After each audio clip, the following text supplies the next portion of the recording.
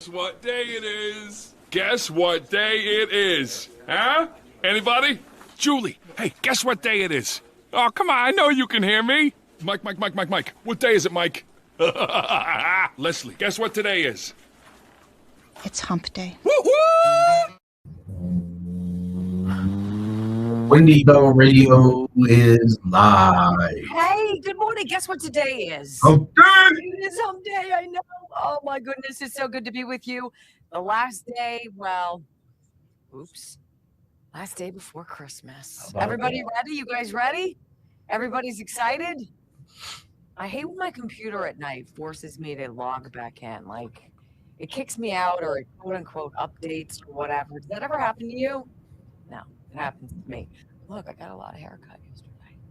I look a little bit more like Murphy. So different leather today. Wow, big bucks today. 20 bucks. We are a radio show. Let's run over everything. We're a radio show. We're an independent radio show, free of big business telling us what we can and cannot say. We're in our first commercial break. They do their news and everything before the radio show starts. So our show's 9 to noon for the next 2 weeks, and it's noon to 3 starting January 5th. Yeah, smash that follow button so you don't miss out. We are excited just because, I mean, we put out this program because you guys are here. Oh, I have an echo. Sorry. You show up every single day, and we love you for that. Thank you. Thank you.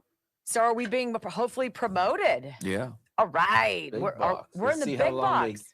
Let's see how long they give us. Yeah, We'll take every minute. We have a little experiment going. Yesterday, we were 3 on the leaderboard because of you guys yet again being phenomenal. Thank you. Let's see what's going on. Hello, you're not ready. I get you. No wimps. I'm on your side. Hi, Demanda. So answer me this. When does it change from excitement to What do you mean? waiting for Santa Claus? Like, it's just, to me, maybe it's no snow or no cold. It's not really cold. It doesn't feel like it? Christmas. Oh. No. Maybe My it's pocketbook freaking feels like it. Why? Hi, Black Lab. Why would your pocketbook feel it? Because I have 5 sons. Yeah, but Santa brings the gifts. Well, I understand that, but I give him a little stipend. Oh.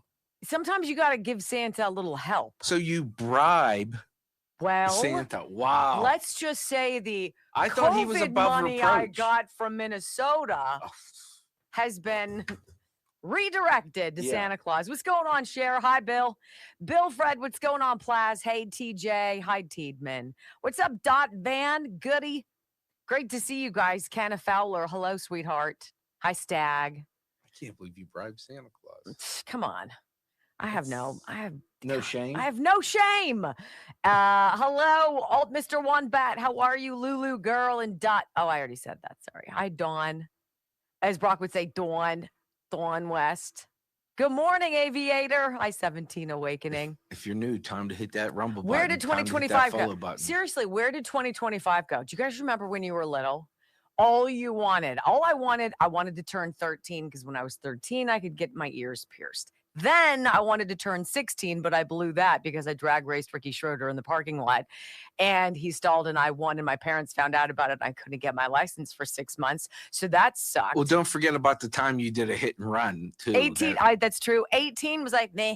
Like, what do you get at 18? When did you steal the green pants? I was 16. I was a derelict. Stop it. I'm just then asking. 21. Well, I'd had a fake ID. So for a the couple new years people at that watching part, so. know that at some point in your life, you were a Democrat. At some, taking my goodness. from others and look, I call it redistribution. That's right. all. No. I'm gonna take from the store because they're making too much money. Look, you want to mock me for my arrest record? I don't have one. I own that, but I'm also 55 years old. It's been a while.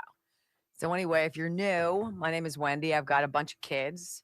I'm a former television news anchor and reporter. I've been fired multiple times for telling the truth. So, which is why we do this independently. This is why Brock got fired. So I sucked him over into my lair and we created this network. And we literally pay money out of our own pocket to put up this show on the satellite because we own it. We don't get bankrolled by some syndicator. We get Big Pharma. We get paid by you. We're not paid by Big Pharma. That is why this is different. So, yes. We didn't get COVID money. We do the whole thing, 3 hours live stream. See all the mistakes. Wow, why don't you go ahead and talk, Brock? Yeah, no, I'm Yeah, just go ahead. pointing out. I'm glad you guys are here. All right, what else do we have going on? Brock, we were focusing this morning on 4 basic stories. Minnesota is still in the fray. Yeah. You've got now the economy, all this economic stuff, which is blowing up in the Democrats' face. You got Jeffrey Epstein that they won't let be dead, right? We got to flog that still because it's That poor literally horse. all they have. And there's something else. What was it that I thought we had? We have. Let me look. Oh, and then the 60 Minutes BS. Oh, Like, shut up. Nobody cares about you. Stop it already. stop making like, 60 Minutes relevant. You're a reporter. You don't own the company. Put a sock in it. Sherry or Sharon Alfonsi or whatever the hell. Didn't you learn from Terry Moran and Jim Acosta? Don Lemming. Don Lemming. Who else? There's one more. Chris Wallace. I'm going to start a podcast. Everybody's going to join it. Like, wah, wah. No, they're not. Well, 5, 4, 3, 2, 1. Welcome to your daily dose of facts to fight off the liberal gaslighting. You can be in the middle of a hurricane. You have sanctuary in the city of Chicago. Or you can be on a calm day. North is still north. You could be in a thunderstorm. We are not going back, not ever. North is still north. People can yell at you. The hell with the Supreme Court. We will defy them. North is still north. It doesn't change fundamental things. And in this business, right is still right, even if you stand by yourself. We don't get fooled again.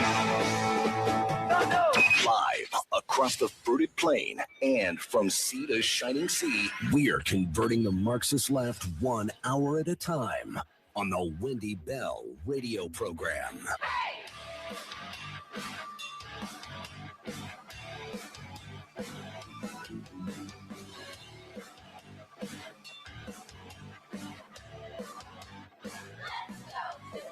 well, hello, America, and Merry Early Christmas to all of you here from the Wendy Bell radio program. Welcome home to what we believe is very common sense, no nonsense, data-driven, honest, conservative values.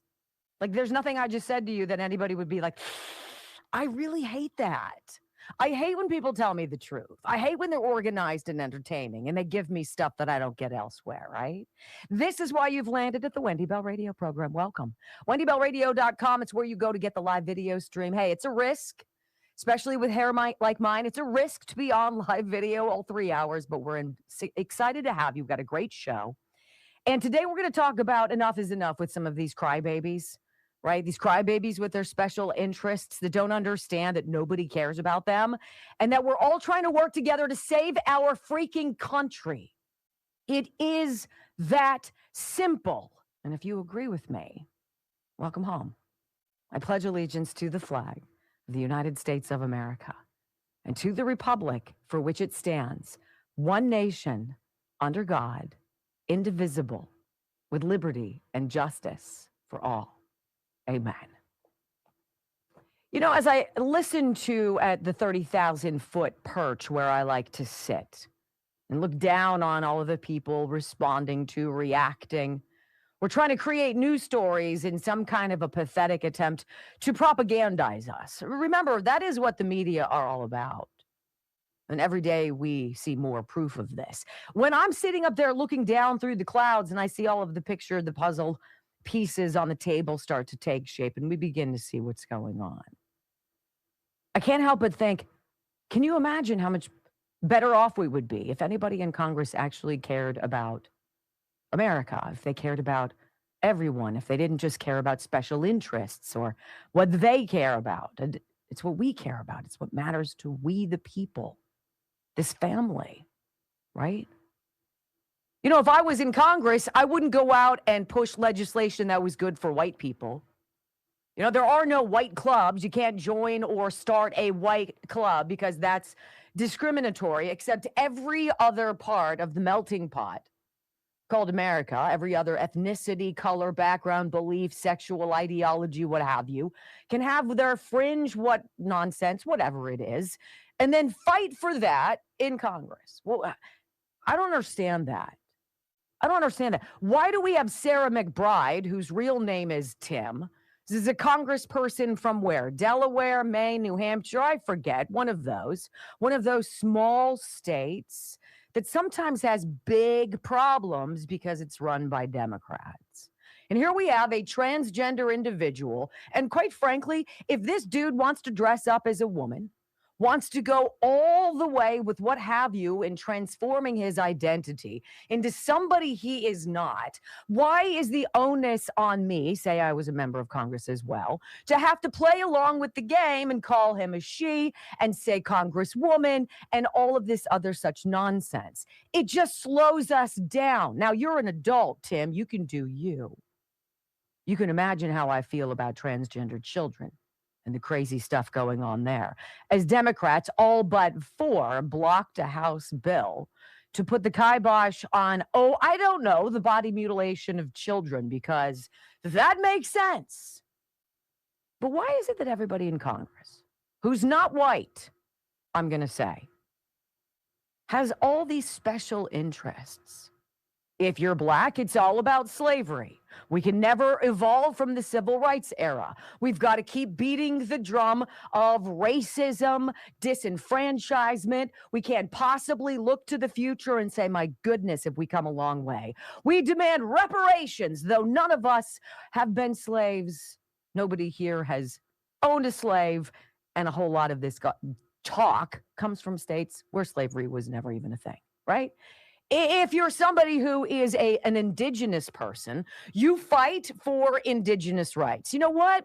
What rights do people who are indigenous, what rights do they not have that everybody else has? And by the way, if we're going to talk about fraud, waste, and abuse, has anybody thought about maybe digging into the $20 billion we've given the 9.5 million indigenous people in this country since 2020? Do you know how much money that is?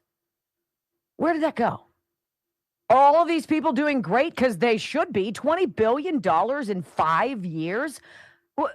If you're gay and you're a member of Congress, you've got to fight for all things alphabet soup. I'm on the LGBTQ bandwagon. Let's change the flag. Let's go here. Let's go there. Woo, gay rights. Everybody who's an American has the same rights as everybody else, whether you're gay or black, indigenous, Asian, handicapped, or white. Why can't we just put all of that nonsense aside and realize that we have a president and an administration that's doing everything they can for the benefit of all? Because if one industry does well, you know what happens in that industry? The people in it make more money. And what do? They go out and they spend. And then lo and behold, the local store has more money. And what do? They hire more people working, more people making money. What do? They go and they spend their money. This is not complicated. I am a mom first. I'm no mathematician, but I handle my family's finances. And what we're seeing in this country now is unequivocally the rebound of what could have been the end of the United States of America as we know it. If 2024 hadn't gone down the way it did, if more of you hadn't shown up than the cheat that they had in store, if the people who showed up at the Capitol at January 6, 2021 had not done that, do you think we would have any clue about how much we've been swindled from, stolen, thieved, lied to, how many elections have been flipped, how many things have been done in the shadows that you and I pay for? We have a president who says, you know what? I have an idea. Here's how it works. You first, not all these people from other countries, not other leaders. You decide. Parents, you decide what's best for your children. States, you decide whether your people are down with abortion or not. You figure it out. You go out and make as much money as you can. We will stay out of your way. We'll whittle down the regulations. We'll pare off all of the ridiculous restrictions. How about we pare down a couple taxes here and there as well? Because have you seen the ripple effect of abject corruption, political nonsense, and a Trump derangement syndrome that's manifested itself in sanctuary cities and states to the nth degree? You find yourself in Minnesota as one of 98 mayors in towns much smaller than Minneapolis that you've probably never heard from. And you know what they're feeling right now? Debt. They have no money. They have to raise taxes. They don't have enough police officers. There's not enough security. There aren't enough social services. And the very people who are supposed to get the help because of our money still are waiting, as people who shouldn't have even been here have sponged it from them. Look, this is not complicated. And you don't even have to go up as 30,000 feet to see it. Eggs are coming down. Gas is coming down. A feeling of relief is settling back into the country. Money is rolling in. Tariffs are going to work. And lo and behold, other countries now putting tariffs on one another. Huh? Who would have thunk? And every economist from the New York Times to Newsweek and Politico who flapped their wings and had their unease in a twist about Donald Trump and his plans that he let you know about back in 2015 before he ran the first time are all eating crow. But you know what you never hear? You never hear, I was wrong. I didn't see this coming. Trump's policies make sense. He's chosen the right people to take care of things as he manages his role as the CEO of the USA. Now, if all of these congressmen and women with their fringe ideologies and their identities that aren't first and foremost made in America or America proud, if they could just put in a box and tuck away on a shelf for the slightest bit of time their objectives in derangement and let the man and his cabinet do their job. Lo and behold, what do you think would happen? Well, I could tell you Democrats wouldn't win again. It would be more cheating than ever, but hell, we'd have lots to talk about, right? When we come back on the Wendy Bell Radio program, all right, let's talk about this. Supreme Court dealing Trump a major blow yesterday. Can't send troops, National Guard, into Chicago. Was it a blow or even maybe a blessing? Depends on how you look at it. Look through my eyes next on the Wendy Bell Radio Network.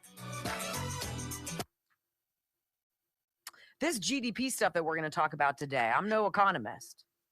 I'm Nobel laureate in economics. We need 17 of those whenever we've got to lie about something, right? 51 former law enforcement or law intelligence experts say Hunter laptop is fake.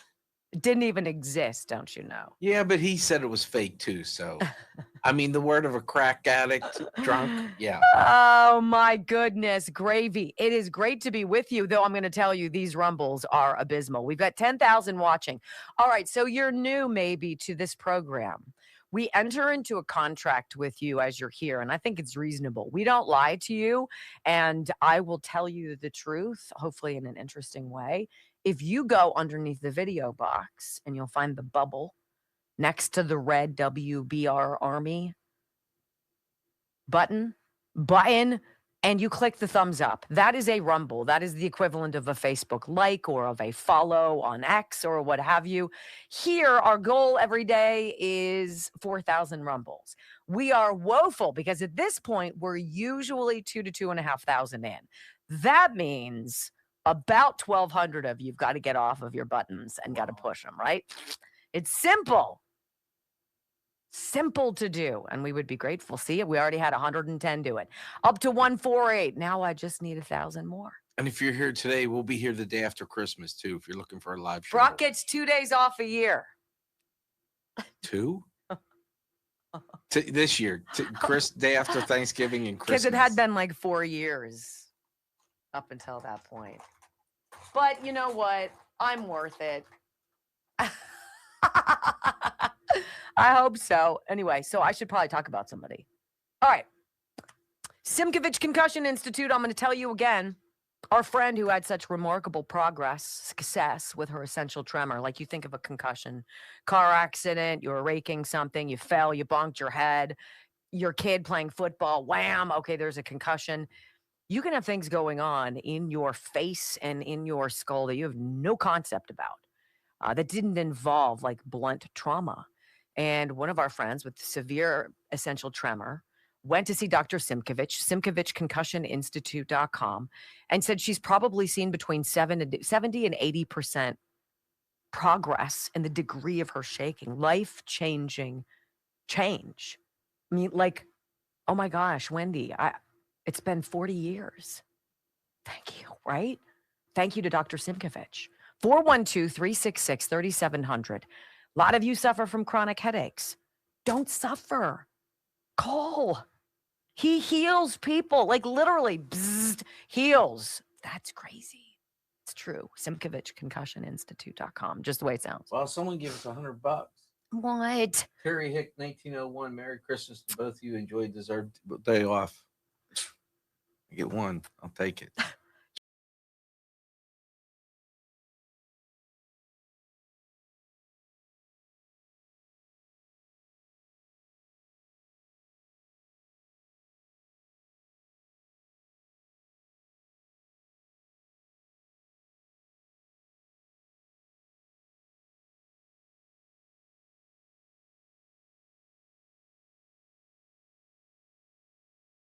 Look, I'm not a big fan of that, but it really is in a snazzy acronym, totally accurate. Like the idea of Donald Trump to people evokes a visceral and preposterous reaction. And it's founded in an ill education, if you will, and a complete brainwashing because of media propaganda. What do you get from the media all day long? All the bad stuff, not the good stuff, right? Well, let me give you the good stuff.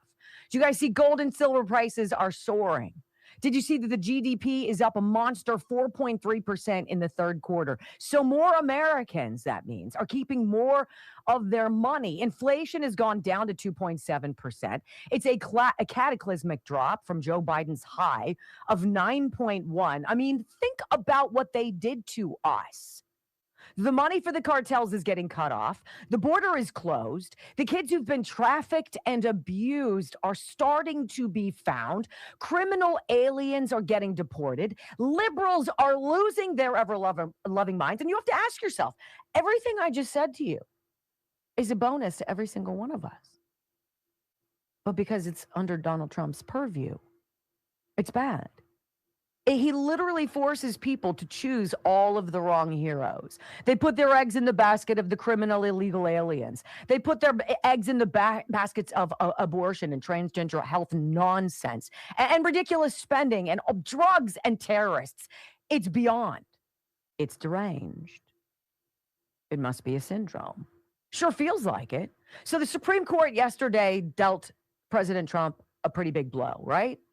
And I'm going to read you the couple paragraphs from CNN. Like to dance around the headlines, remember, go to locals.com and put in Wendy Bell Radio, and you get access to all 3 hours of this show, all of the rundown, every soundbite, every article, all of it. This is the headline from CNN. All right, it's a big story. In major loss for Trump, Supreme Court blocks National Guard deployment to Chicago. Now, why does President Trump want to go to Chicago? Kash Patel told us there are 110,000 gang members, many of them criminal illegal aliens who were welcomed across during the Biden administration. These people put everyday citizens, the American people, who through no fault of their own happen to live in Chicago, in the crosshairs. Like, kids deserve to be able to play outside. You shouldn't be worried about your child riding their bike down the street. And yet it's not safe in Chicago. There have been 390 homicides there so far this year. And by the way, I counted 12 so far in December, including 4 teenagers. This president is basic. He's like, it's out of control. There is no law and order. It is not safe. That is unacceptable. As the CEO of the USA, I want my deputies to go in there and clean it freaking up. No, says J.B. Pritzker. No, says Brandon, what's his face, right? We can't have that. Why? Must be pretty lucrative. They must be getting something out of it. And the biggest losers are Chicago, the folks there, who just want to be able to live safely. So the Trump administration says, okay, that's unfortunate. Good luck, Chicago. We'll watch you go down the drains like pick your favorite city in California. Okay? We're going to redirect. We'll go to Red Happy, Louisiana. We're going to hit New Orleans, where, by the way, the mayor there, a DEI, piece of work, indicted LaToya Cantrell, right? Isn't she indicted? I believe she faced major federal indictment this August over corruption tied to an alleged affair with her bodyguard. It's like Fonnie Willis all over again. She went on lavish trips. Where'd you get the money, LaToya? Well, don't ask that. That makes you racist. She's a black chick. You can't do that. Misogynist, racist pig. Anybody else out there tired of the cycle? Because I'm tired of it. You know who's tired of it? Chicago is tired of it. The people who keep it alive, who allow the gangs and the cartels and the trafficking and the nonsense to continue, can't afford for it to end. What do we know now? Scott Bessent's cutting off the head of the snake. He's traveling along the border. He's finding the financial institutions that have allowed the payments to happen. Cartels, drugs, people, children. Thank you very much. So disgusting and despicable. And yet the demon, the people around whom there is derangement, is the one man who wants to clean it up, President Trump. The people who want it to continue forever are the dirtbags who want you to believe that Trump hates people from other countries. He's discriminatory. He's an oligarch. He's a king. He's a monster. He's a Nazi. He's a fascist. Isn't it so disgusting? Don't you think everybody in this country, regardless of what you look like, regardless of your zip code, deserves basic stuff? Safety, law, protection, fair taxes, a responsible government, the ability to raise their children the way they want, to worship how and when they want, to speak up and vote and have that vote be counted and not stolen by people who've been imported by a deranged Democrat Party that knows nobody is signing up to be on their side of the aisle anymore. Pretty basic, right? Not hard to see. So maybe is it a loss for Donald Trump not being able to go into Chicago with the National Guard? It's a loss for Chicago. President Trump will redirect his energies elsewhere, and we will clean up other places, and what you will have will be a divided country, not based on politics, based on bad governance. When we come back on the Wendy Bell radio program, with just 1 week left in 2025, I'm going to say 2026 actually is looking merry and bright. I mean, is this the golden age? Hear from the people who said, this is just the appetizer. Taste it, because we've got more coming. Next on the Wendy Bell Radio Network. Okie dokie. All right, I got to say this. I got a great email about one of our sponsors who I love, and I'm just going to tell you,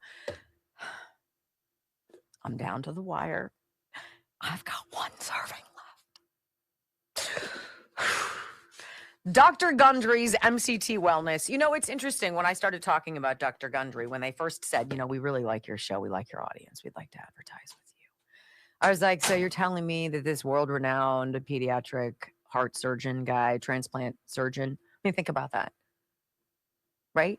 His hands are in children's chest, giving them life, like, and he was, I guess, a fatty boba laddie back in the day. And he's like, I'm kind of tired of being thick. So he created this drink called MCT Wellness. And they told me that he was drinking it like once a day in exchange for it, like in place of, I should say, a meal, and that he lost 70 pounds. I'm like, okay, that sounds lovely. So we started drinking it and I started loving it. Now I don't have 70 pounds to lose, but I'm hearing from people who've had lots of weight to lose or even just 20 pounds. And this stuff has done it. Okay. Thehealthyfat.com/Wendy is how you get it. But if for no other reason, it kills your appetite. It's a great meal substitute. Think about it for breakfast or for lunch. Kills your cravings. It's sweet without being like, and it helps you lose weight. Like, what? So Heather writes me this. She goes, hey, I've been drinking Dr. Gundry's MCT drink, thehealthyfat.com/Wendy. I love the blueberry lemonade. Yeah, how you doing? And I don't even really like blueberry. I don't really like blueberry either. I was up to 190 pounds because my thyroid medication was not working. I've since had my medication adjusted, but I also started to drink the MCT drink. And honestly, I haven't been eating any differently. I'm now down to 175 pounds. Super excited. My waistline has gone down 2 belt holes. That's the fun stuff. It's not the scale. It's about how tight the zhuzh is in your pants, right? Been there, done that. I understand. She says, I also eat my Royo bagel every morning. I did love them until they became a whole paycheck product and they stopped advertising. But thank you so very much. She says, I love your sponsors and they're all very amazing. Thank you and Brock for all you do. You are the best. Healthy, thehealthyfat.com/Wendy. It's what I'm drinking, of course. Salty Dog said he got the foot massager. Wow. We need to take a picture because people are totally talking about it. Right? I sit there at the kitchen table and it just, it's the best. I have fallen asleep there before too with my head on the table.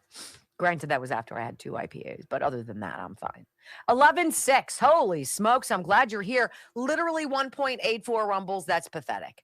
Can you please hit the thumbs up button underneath the video box, underneath the scrolling bar about Texas Bullion Exchange? With this many watching, if we can get the rumbles up, we're talking top 2. I'm talking top 1. Second, Steven Crowder. Julie G. Meanwhile, they're on vacation. I know. We're the only morons who are working. Well, because our motto has been like, we want to work when other people don't work. One, because it's great to work when other people don't work, isn't it? Like if you've ever had a job where I was always in television news. So I worked weekends, I worked mornings, up until the 5 and the 6 and the 11 o'clock news. But regularly I would work on holidays. So because it's easy, especially if you're working in the morning. None of my kids is up anyway. They were all still awake when I woke up to start doing today's show. I'm like, oh my gosh. So was Kate. I said to Joe, I'm like, it's going to be a long couple of weeks. Right. So anyway, we decided we're going to work when other people aren't because, I mean, maybe you still want, I don't know, information. Maybe you still want something to tune into. And so that's what we do. And people tune in and it's fun. And that's how we grow. How many people we kind of ask every, I don't know, 3 or 4 months. How did you find out about us? I saw you on Thanksgiving or I saw you on blah, blah, Years. blah. Yeah. So it's great to be with you. I love it. All right. I need to really browbeat you. 198. I mean, seriously, we have 2 minutes to go. We should have 2.5. I mean, I'm going to drive a hard bargain because I'm going to get up at the crack of smack and I'm going to put in the work. And all you have to do is click. I'm so excited you're here, though. Thank you. So I have a 25-year-old. I have a 24-year-old. I have I know you're all like, she is so attractive for having that old a child. I know. Funny. No one's put that. I know. No one's put that in the chat. I have a 20-year-old who's in college, and then I have twin seniors in high school, 17, who are on their way. So I have an interesting smattering of perspective, all pretty much around COVID, because they were at various iterations of school, and we were experiencing the same bull crap you guys were. We're in Pittsburgh, in the city, the great people, great people, crap leadership, and they've driven it into the ground, and they're going to drive us out of town. It's just sad. It's sad to watch the town that you love fall apart. The trash on the side of the road is an effing disgrace. Okay. It is a disgrace, and it is indicative of a city in decline. If you can't pick up your own damn garbage, the taxes that we pay, get off your butt and go pick up the damn garbage. Or, I don't know, be innovative and get the prisoners at the Allegheny County Jail to do it. Oh, the liability there. Shut up. Put them in chains. Go out. Right?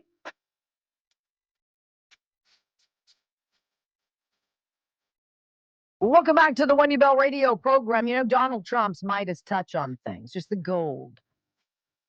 I want you to think about this juxtaposition, if you will. So if you live in a blue city, the way I do, Pittsburgh, Pennsylvania, you live in a place that has been declining. It is not a place where it seems there is pride in ownership, in participation. There's garbage all over the highways. Roadkill all over the roads. I mean, heck, I talked to you about Marcus the Carcass. For 16 months, I watched a buck decompose on the highway overpass between this radio studio and my house. You mean to tell me there's not some dude with a truck who gets paid to pick up Marcus? No. In fact, it's a fascinating scientific experiment. I can tell you it does take about 16 months to fully evaporate. There you go. It's disgusting. And then you look at what President Trump is trying to do. It's almost over the top, gilding everything in the Oval Office. Every picture frame is a 24-karat gold frame. All of the little schnurgles on the fireplace, on the mantle, in front of which he and other world leaders will sit and address the media and what have you. All of these golden accoutrements, if you will.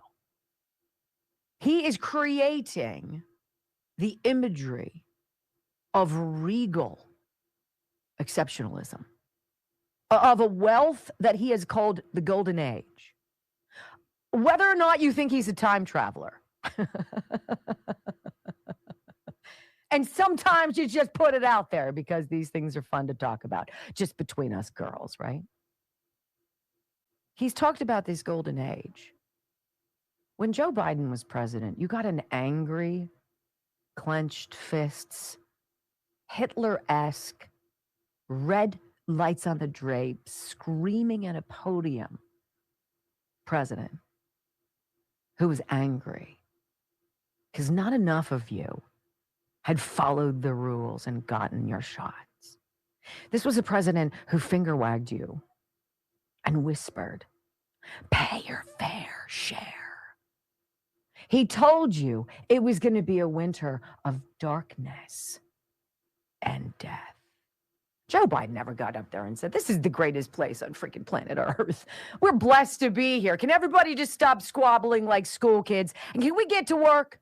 Because we got stuff to do. Let's go do it." I got 4 years. The dude was never there, right? He was a shell. He was weekend at Bernie's. He was in his hyperbaric chamber. Other people were running the show. You have a president now who's been talking to you for years about a golden age. He sees things. He's a businessman. He's a developer. He's a builder. He's a creator. He's an innovator. He understands rules and regulations. He understands the law. But he also understands winning. I voted for that. And these Democrats are doing whatever they can. You want to talk about threat to democracy? Anything they can to slow down the progress that 77 odd million of us voted for. It's so blatantly clear in your face, isn't it?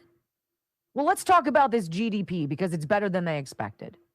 It's probably not better than President Trump expected or his advisors, but he actually has people in position who know what the hell they're doing. He's got a very successful, extraordinarily wealthy Treasury Secretary in Scott Bessent. Juxtapose that guy with Janet Yellen. First of all, her voice made you want to, crawl up the wall. But then she just sat there like a toad and lied. It's going to be transitory. It's going to be transitory. What does that even mean? You hack? Well, let's talk. Trump boom. U.S. economy grows 4.3%. The fastest in 2 years, smashing expectations. Even CNN sheepishly forced to come out. This just in, they're like, okay, so gas prices are going down. They're down to $1.99 in 20 places. We've got to go to a commercial break, right? They're having convulsions because it's going well. And they can all suck it. The Commerce Department said U.S. gross domestic product, the government's official economic scorecard, rose at a seasonally and inflation-adjusted 4.3% annual rate in the third quarter. It's on the July through September period, delayed, of course, because of Schumer's shutdown.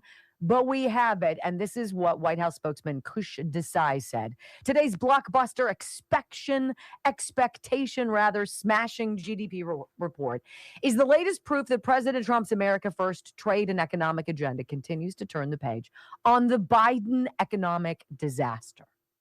American consumers are spending, and American exports are surging. White House spokesman Kush Desai said President Trump built the greatest economy in the world in his first term, and he's in the process of doing it all over again. Americans can count on benefiting from an historic economic boom in 2026. Economists had expected the economy to grow at about 3.2%, right? After the second quarter's 3.8%, but prior to the inflation adjustment, the economy grew at an 8.2% rate.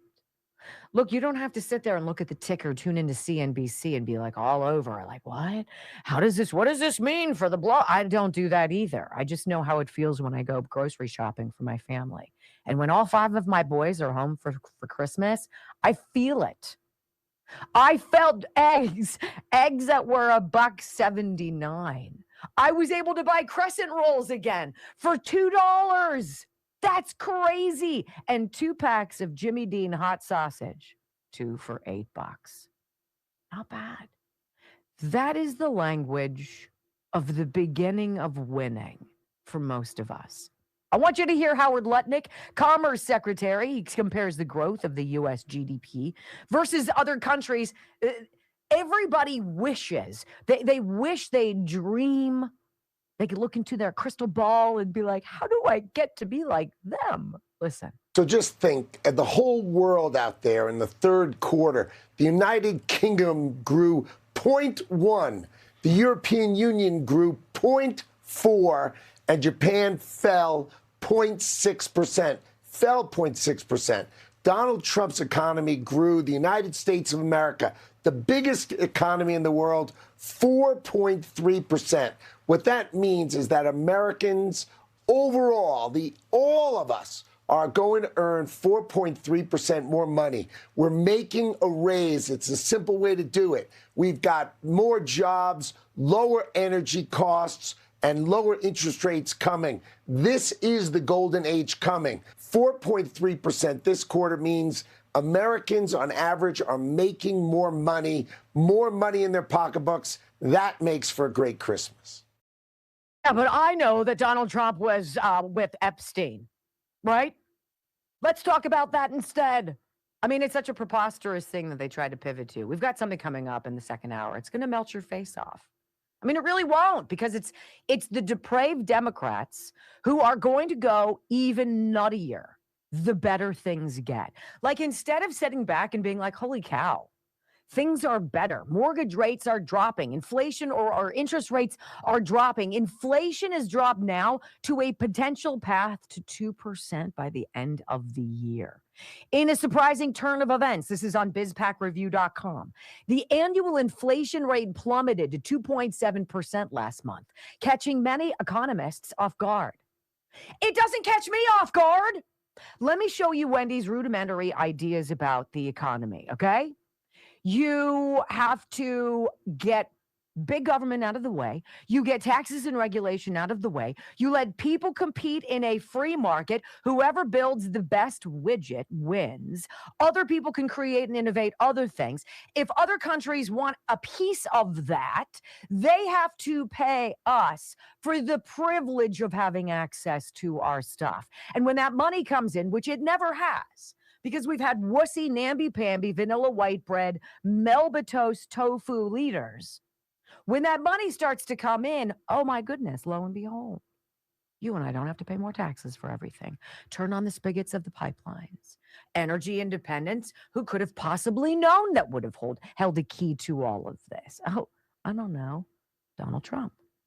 And how about gold and silver prices? We've been following it here on the Wendy Bell radio program. Look, again, I am no precious metals expert, but I can tell you that if it's possible to get gold or silver either into your hot little hands or into your portfolio at some point, not only does it give you a little bit of peace of mind, it's a hell of a lot better investment than banking on anything the dollar is going to buy you. Gold and silver smash records as analysts predict when the boom will end. Look, we could talk about project this and that.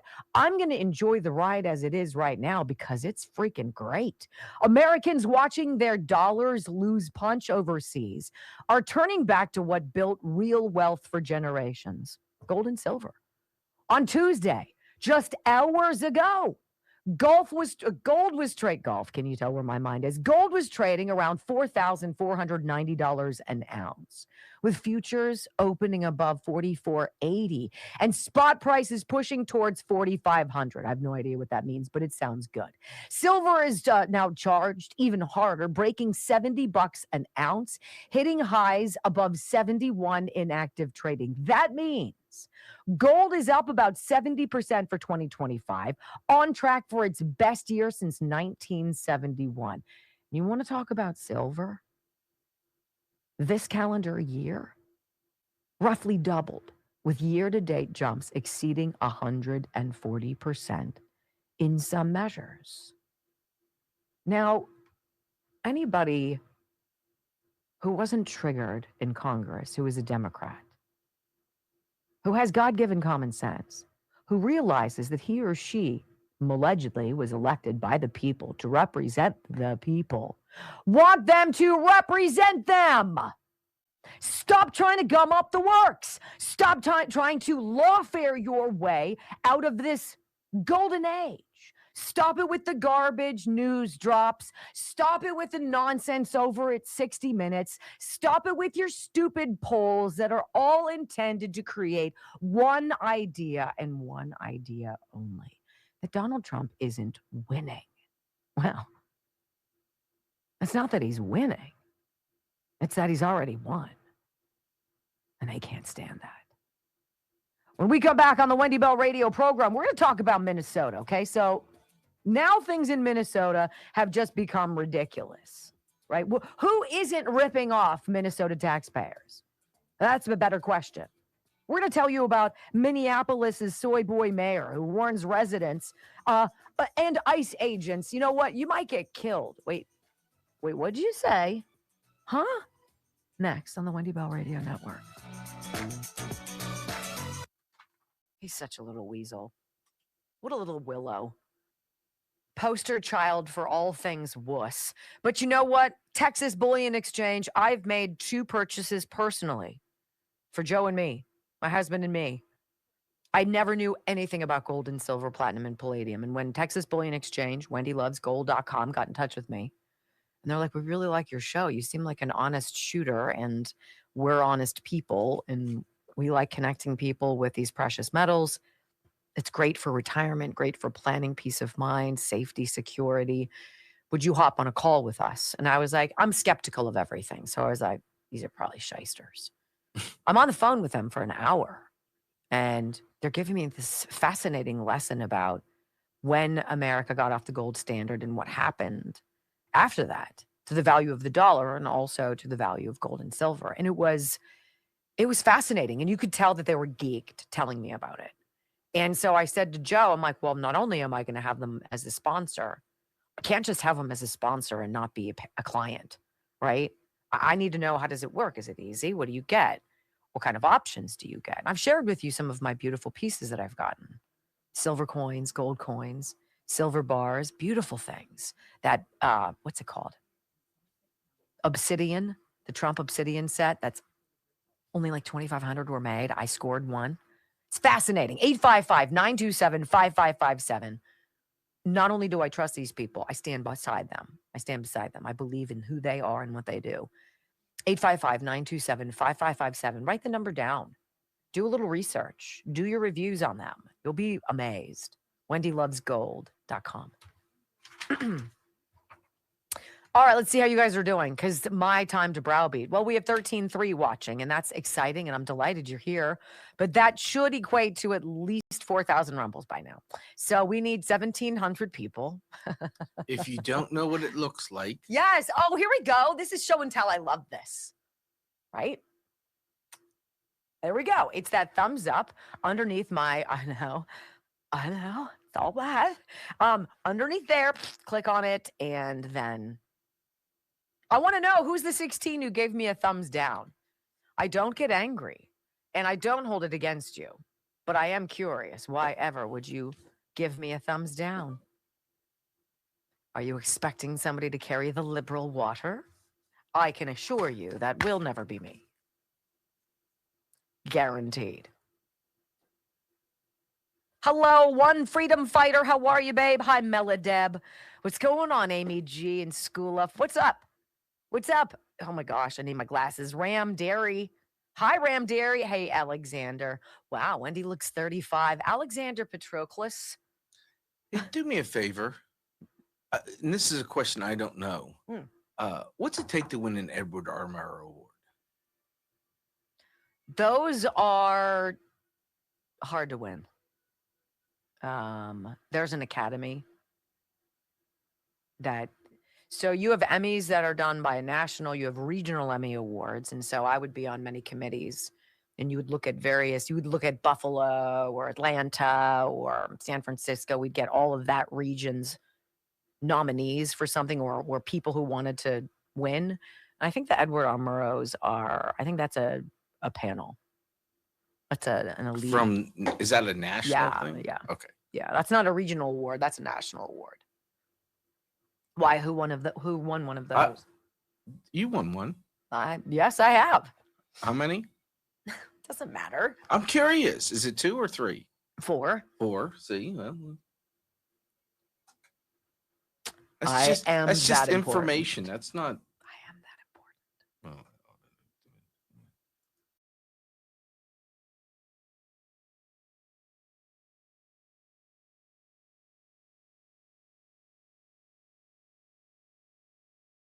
I think in a realistic way, I believe the staggering amount of fraud that's ultimately going to get exposed. We're at such the low end of the spectrum right now. I think it's just been going on forever and ever.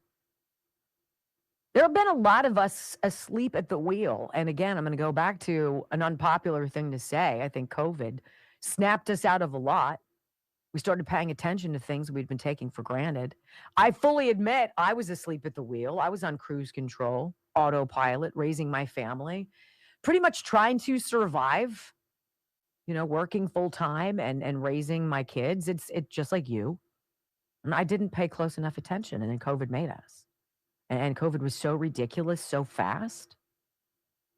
And it was such a twisting of America's faith in leadership, like we all wanted to do the right thing. That wasn't a political thing. That's a USA thing. That's a family thing, right? So when they said 15 days to slow the spread, couple weeks for the kids to be off of school, we'll work around it. Of course. And then things got crazy. And then we saw some of these mayors and governors go bananas and drink from the chalice of power. And we watched this like Frankensteinian transformation. It was creepy. Little guys, little men becoming these tyrants. It's bizarre. But the Minnesota stuff is growing and growing and growing and growing. I want you to hear Jacob Fry. So this is the story. The mayor there, Jacob Fry, Minneapolis's mayor, is warning that city residents who just love protesting more than anything. It's our First Amendment right. I don't know about you guys. When I wake up in the morning, I'm thinking, where can I go and be a pain in somebody's ass? Let's go do it. By golly, kids, you watch your mom. I'll make you proud. Like nobody does that except triggered lefties who are crowds on demand, who get paid for something, like the idiots who showed up outside the Maryland courthouse, the federal courthouse, where Kilmar Abrego Garcia has been shipped back because liberals have to have him. Oh, we love you, Kilmar. Oh, we love you. It's truly a diagnosis. Like when Trump calls it derangement, that's not just kidding. So the Democrat mayor says city residents might kill ICE agents who enforce the law in his city. Say what? Mayor Jacob Fry, another weasel emasculated wuss, suggested that residents of his city might kill ICE agents who show up to Minneapolis. Said this in a speech yesterday. I'm increasingly concerned, but well, I don't have to tell you. Well, let's just listen into what the fine mayor said. He's saying that the ICE agents are causing chaos. That the idea that there should be protection for people in blue cities and states from crazy Antifa weirdos or Hamas or just your typical white college educated liberal chick who is the scourge of all scourges. That it is the enforcement action to stop the chaos that in fact is causing the chaos. It just doesn't make sense. In the twisted mind of somebody with TDS, something that he says here must make sense to him. You tell me what you hear. Ready? I am increasingly concerned because of the chaos that is being caused by these ICE agents that somebody is gonna get seriously injured or killed. Somebody is gonna get seriously injured or killed. And whether that is an ICE agent or a community member, we all know the tinderbox that could explode because of it. We all know that the federal government is looking for reasons to deploy more and more people to Minneapolis and blue cities around the country. We all know that we cannot afford to lose a single Minneapolis resident because they showed up and decided to protect their neighbors, because they showed up and decided to express their constitutional right to free speech. And so that concern is deep. It is held, by the way, not just by me and our residents and the people who are standing up behind me. The concern about getting somebody killed is also held by our police officers. It's kind of interesting. If you're so worried about somebody going to get seriously injured or killed, Mr. Mayor, enforce the damn law. Go home. You're not allowed to be here protesting. It ends now. There's Tim Walz standing behind him. Disgraced scumbag. The guy who let the Somalis rip off Minnesota to the tune of how many billions of dollars? It's going to be billions. And Carl Sagan is now turning over in his grave, right? Billions and billions of dollars of fraud. And he's standing there as though, damn those ICE agents, those monsters. All we want is due process. You know what? That's what the January Sixers wanted. You jerk. Jacob Fry, why don't you speak Somali to us, considering that's typically how you give your speeches, to make sure your voting bloc knows you've got the grift covered. It's so disgusting. And I really feel for people who love Minneapolis the way I've loved Pittsburgh, and who realize it's not going to be saved. Simply not. When we come back on the Wendy Bell radio program, holy moly, hour number 2 already. Don't you dare go anywhere, because it's getting better. 100 Minnesota mayors write a scathing letter to Tim Walz. Hey, Tim, how did you blow through an $18 billion budget surplus in 2 years? Oh, try that one on for size. Next on the Wendy Bell Radio Network. Hey, how's your car insurance? I know. I feel like you're getting a call. Nationwide's calling. Got a call going on the hotline. We Yeah. haven't taken calls in 3 years, right? How long has it been? Like my computer over here doesn't even work. The one that he would put up the name of a caller, and I'd be like, let's talk to Jill on line number 2. Jill, right? And now it doesn't even work. So we're like, It works. Oh, you mean on your side? yeah. Yeah, I just didn't reset your computer when we replaced it. Got it. Anyway, hi, everybody. Okay, so look, we've got a big audience, and I want to tell you about something. And I have wonderful sponsors on this show, and I will tell you, I will not talk to you about a sponsor if I don't use their product. And if I don't use their product joyfully every day, okay? When I started taking Blood Flow Juvenon, Blood Flow 7 by Juvenon, I was like, the claims that your blood flow increases 260% in 3 hours. I was like, how do you quantify that? Till I felt it. Then I was like, how you doing? I took this at 6 in the morning, and then I went to the gym at 1:30 in the afternoon, and I felt like I could do anything. Anything. Stamina, strength, focus. I'm telling you, you've never slept so well in your life. Bloodflow7.com/Wendy. Brock's taking their product called Alpha Gold Male. Same thing, but has to do with men, has to do with testosterone. It is, if you try nothing else, I take it every day. I will not take it. Seriously, if they drop me tomorrow and be like, yeah, well, we're not really getting an ROI, I'd be like, can you at least send me a crate of it? Do I have to buy it now? I'll buy it now. Bloodflow7.com/Wendy. So that was fun. We were in the big box for a long time. A whole hour. That is so exciting. So thank you for being here, right? See, and you're tempted. You're like, there are other shows on. There are. Some of them are You good. can watch them later. Yeah. You can stay here with us, though. It's comfortable. All right. So tell me, everybody. But only if you rumble. Tell me, everybody, what is something that, what is something unusual you're going to, no. Brock, let's come up with a question. You're good at that. Brock is much better at that than I. So how many people do Christmas gifts with family on Christmas Eve as opposed to Christmas Day? I didn't with family. We don't really do Christmas gifts with family.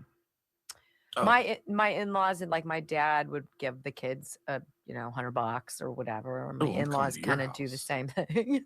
But no, like coming to your house. But like we don't exchange. I don't give my in-laws gifts. And no, it's not really like that.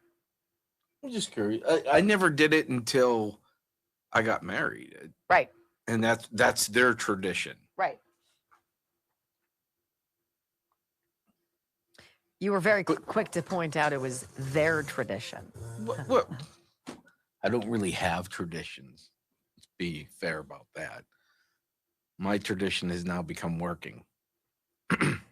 Oh, for the love of all that is holy. You know what?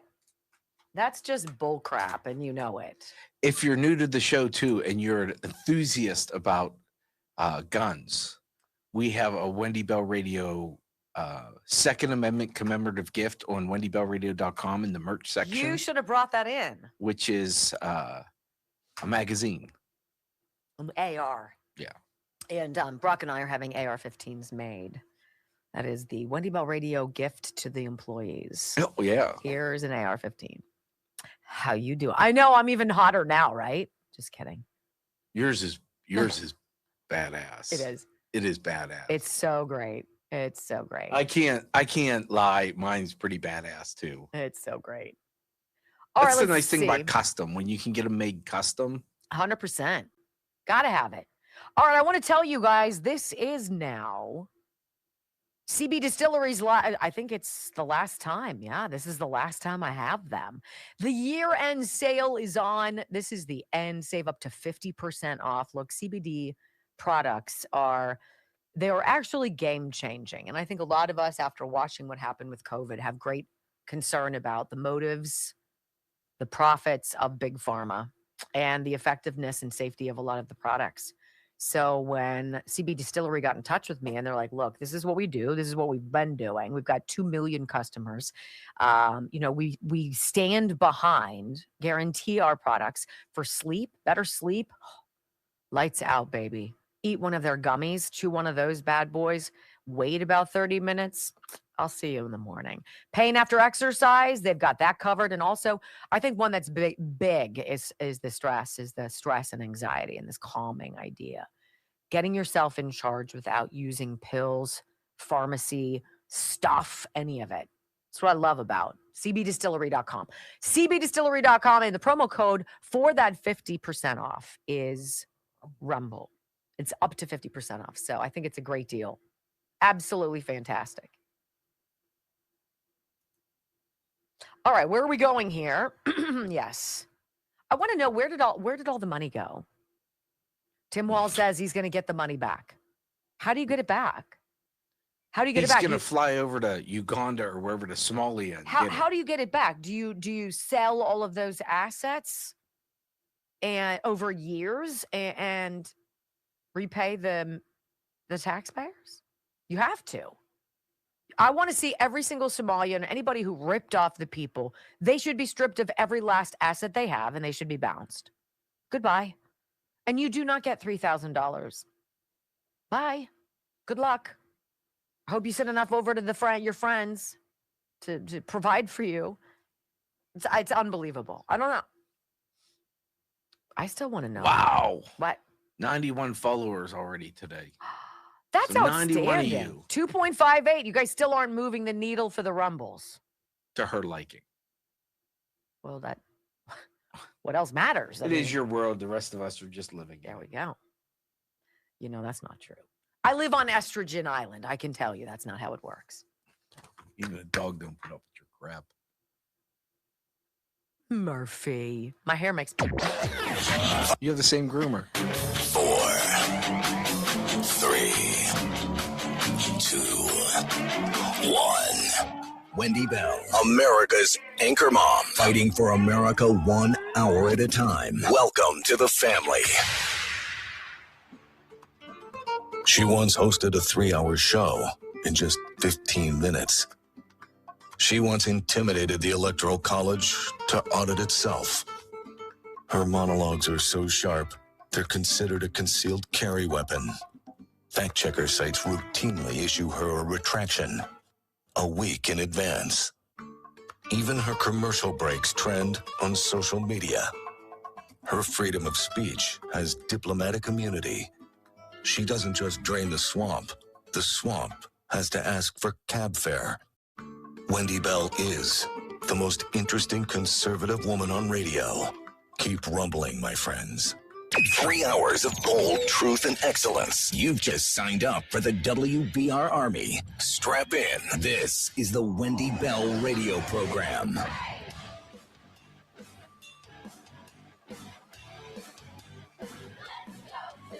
Welcome back. Hour number 2 of the Wendy Bell radio program is live. Hey, you can join our army. We've got 6 million people who've already downloaded our show onto their devices through their app store, through their podcasts, Wendy Bell Radio, wherever you get your favorite listening material. Join us and take us on the road for whenever. It just feels right, doesn't it? How about this headline, justthenews.com? Nearly 100 Minnesota mayors decry widespread fraud, unfunded state mandates in a letter to Tim Walz. I want to know. It's a very basic question. And I think Californians have the same question. This is what I opined in the opening about the indigenous folks. 9.5 million of them in this country somehow got $20 billion in the Inflation Corruption Act. Where did it go? Where does the money go? How does Tim Walz go from a bonus, a surplus of $18 billion to a projected deficit of between $2 and $3 billion? Really? That's called either gross ineptitude, incompetence, or fraud. Fraud, unchecked spending, and inconsistent fiscal management in St. Paul have trickled down to our cities, risking mayors' ability to sustain core services without overburdening local taxpayers, they tell the governor and lawmakers. So the federal pressure on Minnesota to crack down on allegedly rampant fraud. I don't think we need to say allegedly. I think we could say demonstrably in social services under the watch of Democratic Governor Tim Walz has been joined by demands from nearly 100 mayors in the Gopher State. Now think about this. This would be so complicated. You're a small town mayor, right? You got a basic job. Make services work, make the streets safe, protect and serve, do fiscal management wisely. Don't suck, right? And you can't get out of the hole that the lawmakers and Tim Walz and St. Paul are creating for you. Cross Lake Mayor Jackson Perfeast authored the public letter to Walz and state lawmakers, which he said represents a rare unified voice from mayors representing communities of all sizes, Metro and Greater Minnesota, who say state-led fiscal decisions are driving higher property taxes, constraining public safety staffing, and forcing delays to critical infrastructure investments. I have to ask, the complete moron, socialist, loser county executive of my county, Allegheny County, in southwestern land before time, who apparently won by running on raising the property taxes in the county by 1/3. Like, who out there is like, oh, my goodness. Sheila, did you hear what they want to do over at the county executive building? It's so exciting. They want to raise our taxes by 33%. Oh, yes. Nobody says that. They say, why? Where's it going? Because it ain't picking up Marcus the carcass on the side of the freaking highway. Well, in Minneapolis and beyond, it's a little different. Signed by 98 mayors of towns not generally known outside of Minnesota. The letter laments that a, quote, historic $18 billion surplus disappeared in a single biennium. So 2 years, it's a period of 2 years. And that taxpayers now face an updated projected $2.9 billion to $3 billion deficit in the 2028 to 2029 biennium. Decisions that will ripple outward to them. Fraud, unchecked spending, inconsistent fiscal management in St. Paul have trickled down to our cities, reducing our capacity to plan responsibly, maintain infrastructure, hire and retain employees, and sustain core services without overburdening local taxpayers. It says the Minnesota Chamber of Commerce's recent report on the state's decline. This is it. This is going to be the difference. It's not a divorce. Blue and red states aren't going to divorce. The blue states are going to become financially insolvent. They already are. Minnesota Chamber of Commerce's recent report ranks 33rd. Minnesota, 33rd in GDP growth and per capita income, 44th in tech job growth. You're on the cutting edge of nothing in Minnesota. And overall tax competitiveness, 46th in median household income growth. And with a net outmigration of 44,000 residents from 2024 to 2020 to 2024. So you've grown, but you've grown because all these other people from other countries have moved in. People who are from there are like, yo, I got to get the hell out of here. It used to be that we could at least have a reasonable cost of living. Winter sucks, but it's a beautiful place in the summer and the spring and the fall. And it used to be a good place to raise a family. It used to be affordable, but no more. So where's the money? Preliminary statewide data on average for 2026 show cities may raise levies by up to 8.7%, with counties up to 8.1%. So taxes are going up. Oh, goody. This is what you get. And so the mayors are saying, well, what the hell? Where did the money go? Where did the $21 billion go? So juxtapose that, excuse me, with America's GDP growth of the third quarter. We just got word of that yesterday, 4.3%, right? Sanctuary states are dying, right? And the other states that comply with the law that respond to requests for voter roll information, that are cracking down on illegal CDLs, because you know what? I don't know who's behind the wheel of that tractor trailer. I sure as hell don't want it some turbaned guy who doesn't speak my language. And that doesn't make me a racist. Well, it's so weird because what's going on in Minnesota is sort of similar to what's going on in California, because Gavin Newsom has the same problem Tim Walz has. It's almost like they're two willows in the same pod, right? Gavin Newsom's administration saw a record. You remember this? $97.5 billion budget surplus in 2021 to 2022. Well, what was that? That was the idiotic spending of money we didn't have, printing of money we did not have, under the guise of a global pandemic that you paid for, that Tony Fauci freaking lied about, where they fiddled with a virus with the freaking Communist Chinese Party to create a virus that could be more dangerous to human beings, that would emanate from bats, right? And then lie about it, inflict upon you a vaccine that made everything worse, and worse yet, it was all made in China. You can't make it up. So how did Gavin Newsom's $98 billion surplus during COVID end up in a what? Where is he? $73 billion budget deficit projected for this year? How do you blow through faster than freaking Kamala Harris in 107 days? $1.4 billion. Well, what'd you get for it? I don't know. Gavin Newsom is going to eclipse that in spades. What's 98 plus 73? We're looking at about $170 billion budget deficit in the state of California. But you guys should totally keep voting for Democrats, or keep letting the Democrats steal from you, because that's working out well. So this is where we are. This is where the citizens of this country find themselves. If you're in a red state, you have a little bit more economic freedom. You have policies that seem to make sense. You've got rules and regulations that aren't beyond the parameters of rational common sense. You pay your taxes, taxes go to services. Services get done, and if they don't, people get fired. And if the services don't get done and people get fired, and that still doesn't fix things, then mayors get replaced. But if you live in a blue city, a sanctuary city, you live in a sanctuary state, you've already been replaced. You're just the lucky schmuck who gets to pay for it, right? It's like paying for other people's spring break. I'm sorry, you're not allowed to go, but it's going to be a hell of a good time.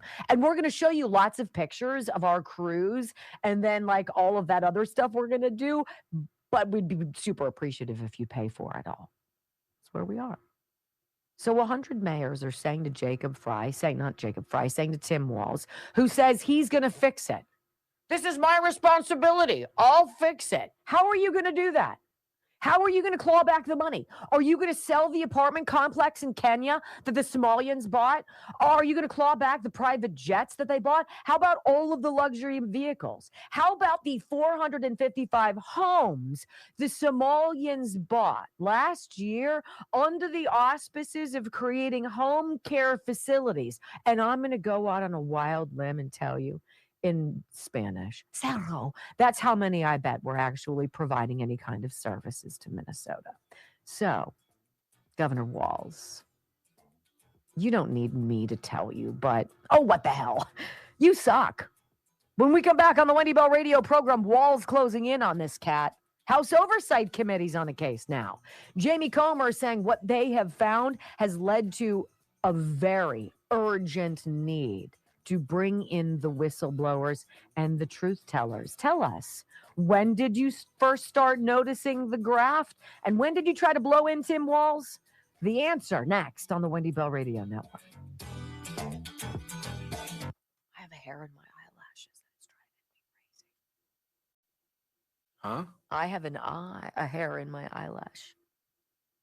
You have a hair in your eyelash. Yes, it's a hair from my head that's stuck in my eyelashes, and when I blink my eyes, it flickers and scratches my face, and it's driving me crazy. 275. Can we get to 3 by 10:30? Where are we at? 275. Oh my God. Should I honestly just end a sentence with a preposition? Yes, you did. I wasn't going to correct you since it's Christmas. That's fantastic. Oh, it's great to be with you. Welcome. Glad you're here. What's up, guys? Okay. What do you want to talk about? Oh, I got to take it. Bone strength. All right. If you're like I am, over the age of 50, and you're kind of worried about osteoporosis and just the basic breakdown of everything in your body, it makes you so looking forward to getting older. Yay, let's go. Osteoporosis. Well, when my friends at Healthy Cell, and already what they do is state of the art because they give you your supplementation in a cool, almost go-go sweet squeeze style format where it's a microgel. Microgel has all the goodies that you need in it. And all you do, this is tropical. It's so good. Their flavors are so good. And you just, and it's 165% more absorbed than if you were to swallow a pill. Oftentimes our gut doesn't digest supplements by mouth, by pill. So this is one of those things that helps you kind of bypass that and it gets it going for you. So boom, your body takes it. So the bone strength, key phytonutrients, including vitamin D, something that's a letter I can't see, vitamin K, calcium, and magnesium for bone density and preservation. I'm all about that. Wouldn't you love to stay healthy and active and have maintained blood sugar and blood pressure and circulation and all of that without ever having to get a prescription from your doctor? Because that's what Healthy Cell is. It's so fascinating and it works. I can tell you I take Focus and Recall every day. That's as easy as it gets. And by the way, the flavors are delicious. I don't know how they did it, but they're actually tasty, or you look forward to taking them. Whoever said that about supplements? So bone strength, healthycell.com, healthycell.com/Wendy, 20% off coupon when you buy your first order. So I would say this, I would get Focus and I would totally get REM sleep because it's phenomenal. Phenomenal. We might be using some of our Chef Man spices, by the way, on the prime rib. Your Chef Man? Mm-hmm. Yeah, Chef Man. That's Chef Man, Hunt Chef. Hunt Chef. Thank you. Maybe. Maybe. I don't know. Bobby, my son, is going to be doing it. He wants to be in charge of the meat. Yeah. If he needs a taste tester, I'm going to put one in charge available. of a fillet and one in charge of the prime rib. And therefore, I'll do nothing except drink expensive wine. Or beer. Or are you a wine person on the holidays? I don't know. I don't know what I'll drink. I saw a recipe for a maple espresso old fashioned this morning. I was like, oh, I might have to. I don't have an espresso machine though. Yeah, with chocolate bitters in it. No, I'm. You lost me there. You don't know what you're talking about. Now, if it came with a huge baguette and bread and butter.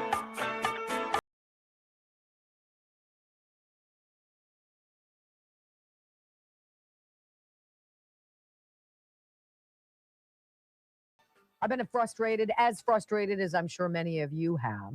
In the House Oversight Committee's investigations, it seems like everything is so slow.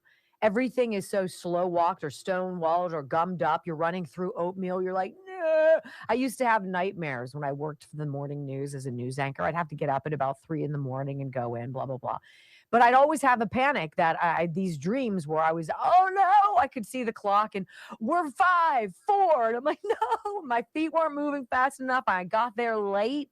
Yeah. Can we speed it up over on the House Oversight side? They bring in all these people. They get all of this testimony. And yet I don't think anybody's been even remotely interrogated. Nobody's been arrested. Nobody's been mugshotted.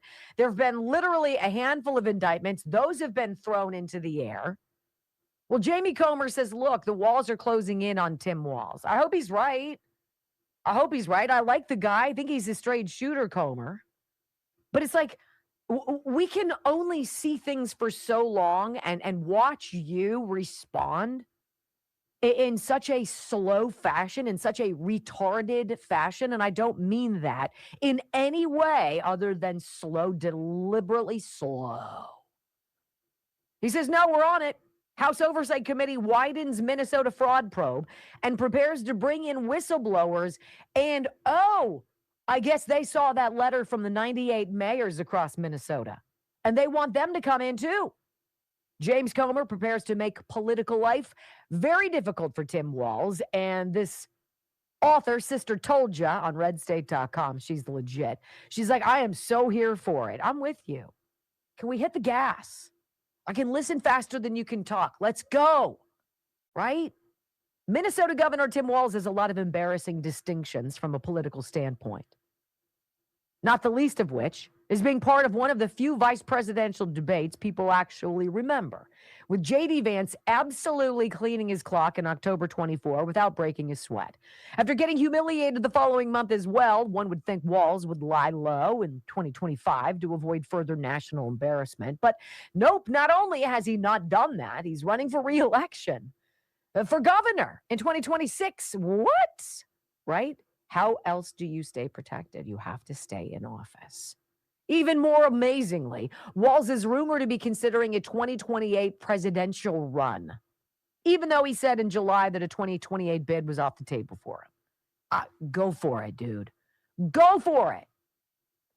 But the walls are closing in, and the House Oversight Committee is expanding its probe, a widening federal investigation into Minnesota's massive fraud scandal is drawing in whistleblowers, mayors, and state lawmakers amid growing scrutiny of state officials. House Oversight Chairman James Comer said Tuesday, the walls are caving in, massive amount of fraud affecting and impacting every citizen of Minnesota because they're having to cut services because so much of the money for social programs was wasted and defrauded by the Somali people. Can you imagine the size of huevos you would have to have, or just how much of a dummy you'd have to be not to be able to read the room if you're Tim Walz? I'm going to run for president. Okay, good luck.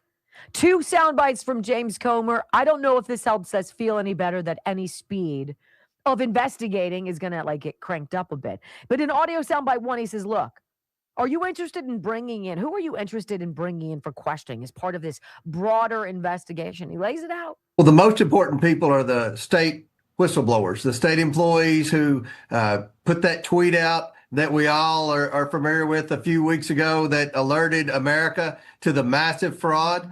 These state employees also allege that they had warned both Governor Walz and Attorney General Ellison for years that this fraud was occurring, and yet nothing was taking place. So we're going to bring the state employees in. We're going to get their sworn testimony.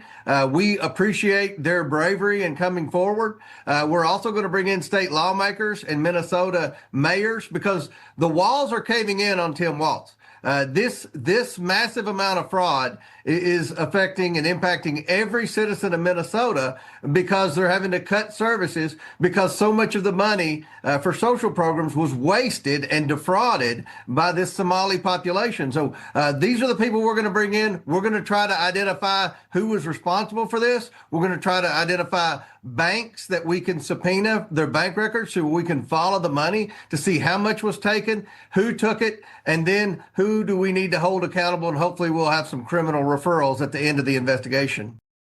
And Chairman Comer, how about on the governor, Tim Walz, saying he's going to fix the problem?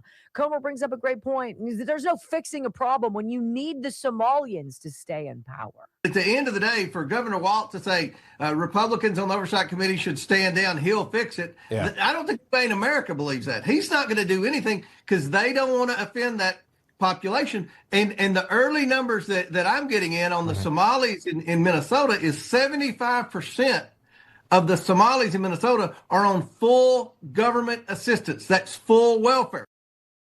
But wait a minute. It was the safest, most secure election ever. I'm sure they didn't vote. When we come back on the Wendy Bell radio program, the left's Epstein obsession. Well, it's never been about the victims. It's never been about a fake letter gets exposed. This is such a sick, sick obsession. Next on the Wendy Bell Radio Network. It's hard to even wrap your mind around it. I mean, yeah, wrap your head around possibly $9 billion. Dr. Rafferty at the Disc Institute of Pittsburgh. I talk about healing, and the doctors in my orbit are people who do that. Dr. Simkovich heals people who have problems with their brain. It could be your balance. It could be your vestibular system. It could be a concussion. It could be any number of things. But if you suffer even from chronic headaches or essential tremor or things of that nature, he's your guy, Dr. Simkovich. And then there's Dr. Dubiak. We'll talk about him in a little bit and what he does for people with weight loss and genetic testing, getting answers to the roadmap mystery of who you are and why can't you lose weight? Why do I have to eat celery to lose weight, right?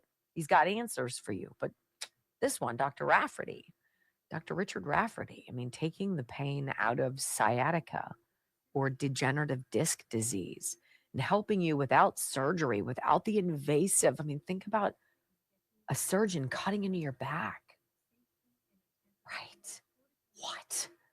And he's like, let's cut that out. We're not going to do that. We're not going to cut into you. We're going to do a therapy on you. And the therapy is going to allow your discs to grow back. And then I'm like, really? It sounds ridiculous. Like, how's that possible? Bend this way, stretch this way, and all of a sudden your discs grow back. Yeah. And we talked to people who are so satisfied with the treatment, and he's got over like 15,000 success stories. It's 98% successful. 412-906-9600. 412-906-9600. I mean, it's off the grid successful. So grateful. So grateful for them. The Pittsburgh Disc Institute, pittsburghdiscinstitute.com. It's fantastic. Love them.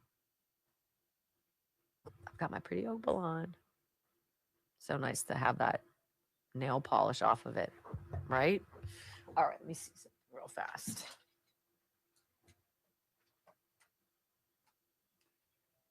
All right. So Brock is very upset because he got his mother-in-law Wendy Bell Radio coffee because it is the best coffee. We have nothing to do with it. It has nothing to do with me. And I don't say that because I want you to buy it because I want to make money off of it. I don't make anything off of it. We make 10%, and then that 10% we turn around and we give to somebody in our community or a charity, whether it be guide dogs for the military or literacy in our city for children or what have you. But Wendy Bell Radio coffee, this is the Shizzle blend. Brock says this is really good with the cold brew.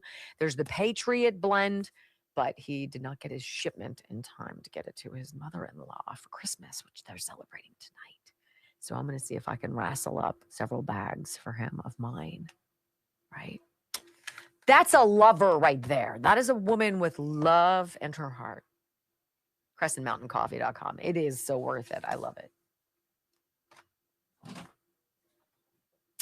You know what? I have an idea for your gift for your mother-in-law. For you? No, I want to, hold on.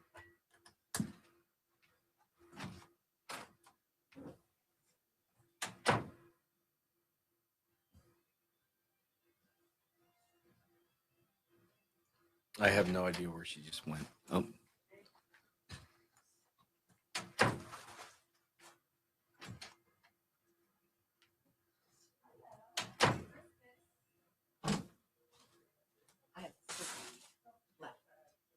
Oh.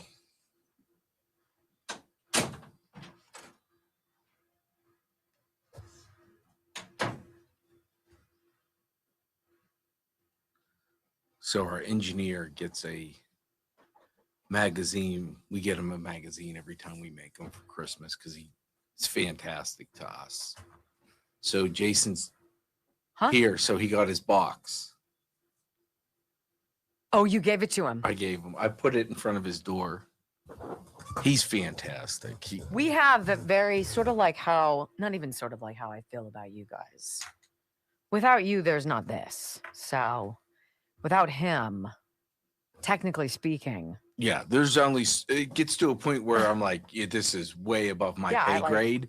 And by the way, you're running a show, and when things go haywire, and he's just the most lovely, and he won't ever let us pay him and I've said for a long time I was going to get him a gift certificate or something, and I've failed miserably in that. You failed miserably at what? Giving him like a gift certificate or something. Sucks. Brock, we have a minute and 10 seconds to talk about Dr. Dubiak and bodybyAIM360.com. Yeah, I just got a text from him. Oh, yeah? Yeah. Now until the end of the month, so the rest of the year, we're doing $79 blood work for new patients. They gave us a deal, so we want to pass it along. So this is $79, bodybyAIM360.com. This is your blood work. This is where you get 65 different biomarkers and all these hormones. Tells you everything about your cholesterol, about this, about that. All of this stuff that is like the roadmap to your inability to lose weight. And you're like, I do everything I have to do, but I never lose weight. This is the key. This holds the key. $79. It'd probably be $2,000 if you needed to buy it. BodybyAIM360.com. Game changer for me. Lost 70 pounds. I mean, that's huge. I was not saying you were huge. It's just saying it's huge. I was. I was a fatty Boba laddie. You can say it. Say it privately. I would never say that.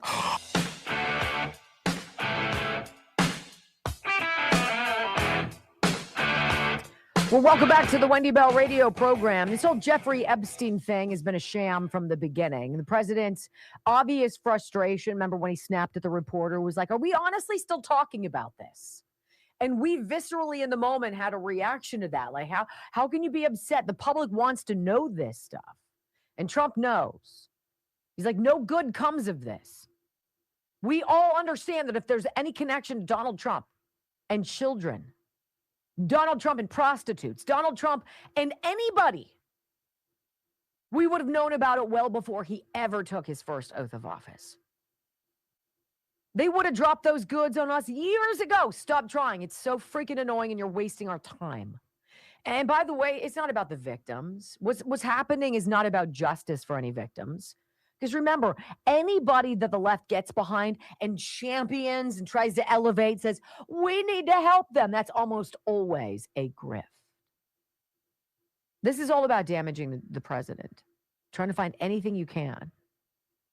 And Trump had said, look, there are a lot of things in these files, in these documents, that could be extraordinarily misleading. And the danger there is unmistakable.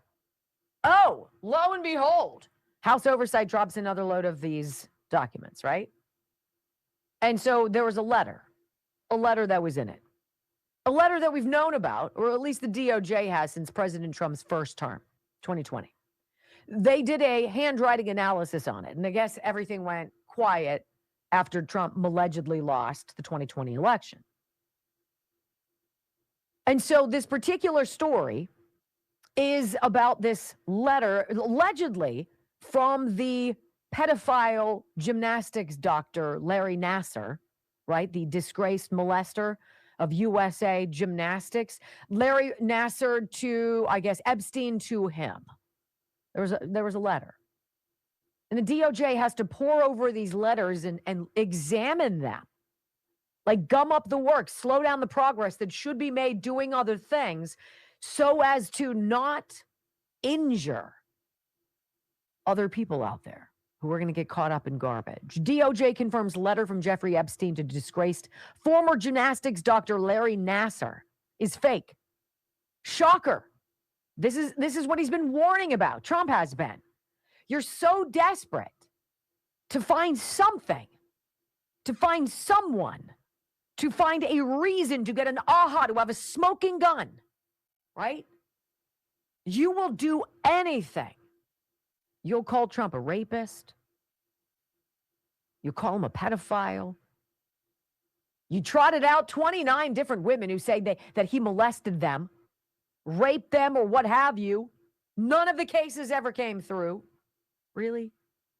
In a post on X, the DOJ explained that the Federal Bureau of Investigation concluded that the letter was fake because, do we have Scooby and Shaggy? I might take a minute, but you guys, Where are you? I know. We got some work to do. This is a tough one, Scoob. Scooby-Dooby-Doo. Where are you? I got some snacks. Some help You ready? now. We can count on you. It's so preposterous. However would you determine that the letter was fake? Well, the writing does not appear to match. Well, thank goodness we've got some crackerjack sleuths in the federal bureaucracy. Also, because the letter was postmarked 3 days after Epstein's death out of Northern Virginia when he was jailed in New York. You know, when he killed himself in that cell that had 37 pairs of sheets in it. You guys remember that shot inside the cell? You're like, literally, was he having a white party? A beach party? What's going on in here? The FBI has confirmed this alleged letter from Jeffrey Epstein to Larry Nassar is fake. A fake letter was received by the jail and flagged for the FBI at that time. You guys, it was 2019. But really?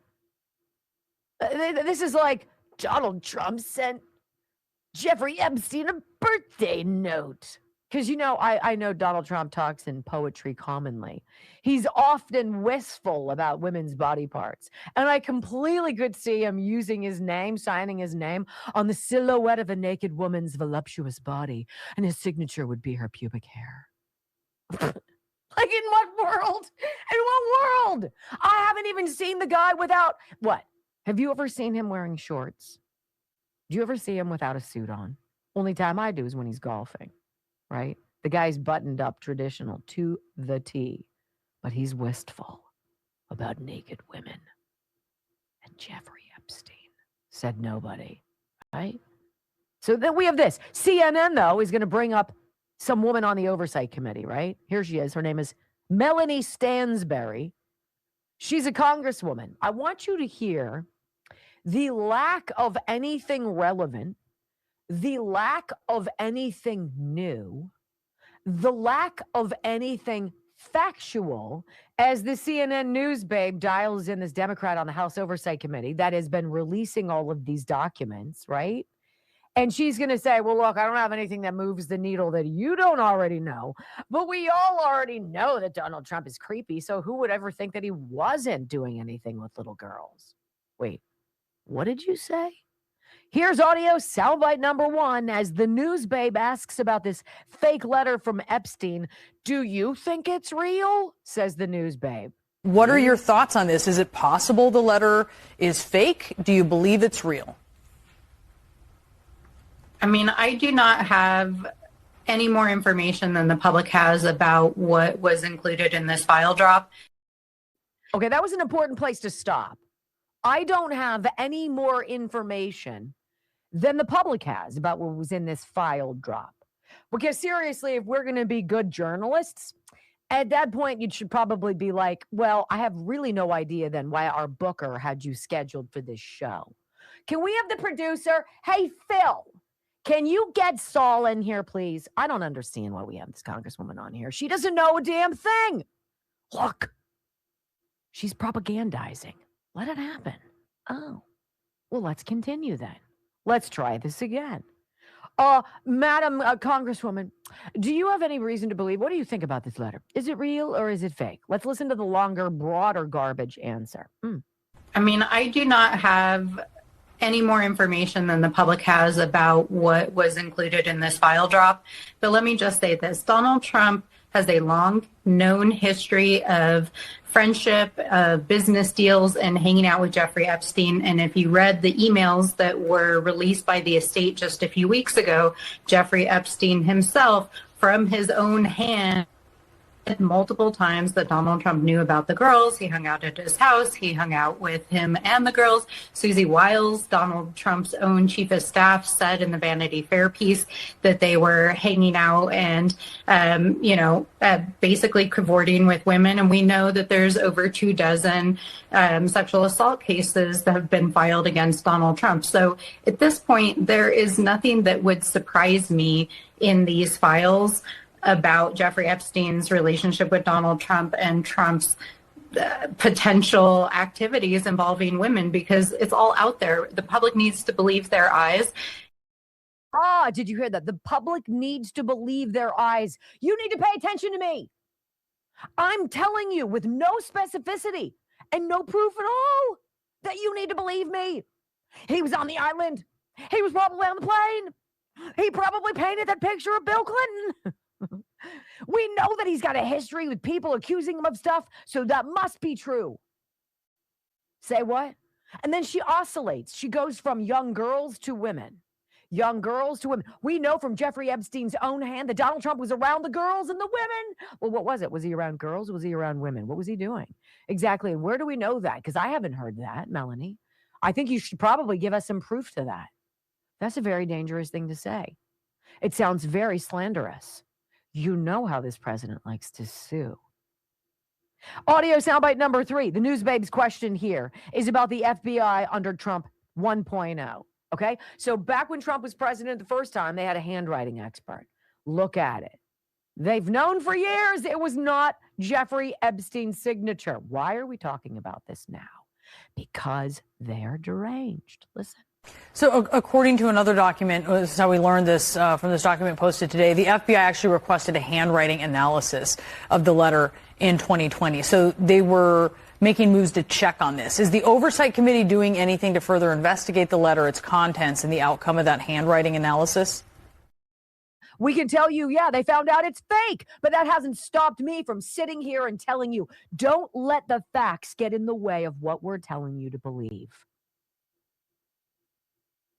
The deep state needs the media to lie to you.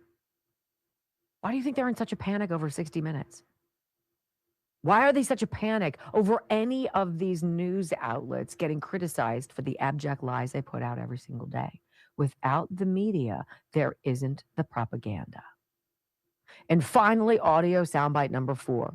The Department of Justice says some of the documents being dumped are fake. What do you think, Congresswoman, who's triggered and has given us no facts or anything of relevance? What do you think of this DOJ statement that says some of the documents released contain untrue and sensationalist claims against the president? And, quote, to be clear, the claims are unfounded and false, and if they had a shred of credibility, they certainly would have been weaponized against President Trump already. Well, I think obviously the Department of Justice has been complicit in President Trump's cover-up for months. You know, the president threatened members of Congress. He tried to keep these files from being released, and now they're trying to put a spin on it for the president. We will investigate any and all crimes, whether the president or somebody else, but certainly we're not going to take DOJ word as they are already part of this crime family that's been breaking the law around this case. That's pretty ballsy, sweetheart. I'd be careful if I were you. You said there's a cover-up? This president has gone with his DOJ to court, asking that the grand jury testimony be released of Ghislaine, of her trial, of Epstein and his litigation. And Democrat judges appointed by Biden and Obama said no. Now, Melanie, Madam Congresswoman, we sure wouldn't let the facts get in the way of your fiction. But see, that is the danger of CNN. This is why you have a whole cadre of young college-educated white liberal chicks, the scourge of our society, walking around thinking Donald Trump is a monster. Really. I guess it's politically prudent for them to do that. It just makes the rest of us sick. When we come back on the Wendy Bell radio program, the news trying so desperately to tie Trump to Epstein. Do you want to know how much time they spent trying to connect these dots, pin the tail on the donkey this week? Oh my. Actually, since July. Newsbusters with the calculation. That's the sound of your face blowing off. Next on the Wendy Bell Radio Network.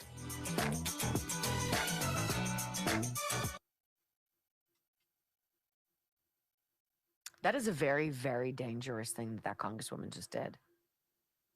She just went on and shared 4 minutes of supposition, of innuendo, of rumor, of unproven allegations and created a story that, of course, the only thing for you as the viewer to do is to believe your eyes, trust your instincts.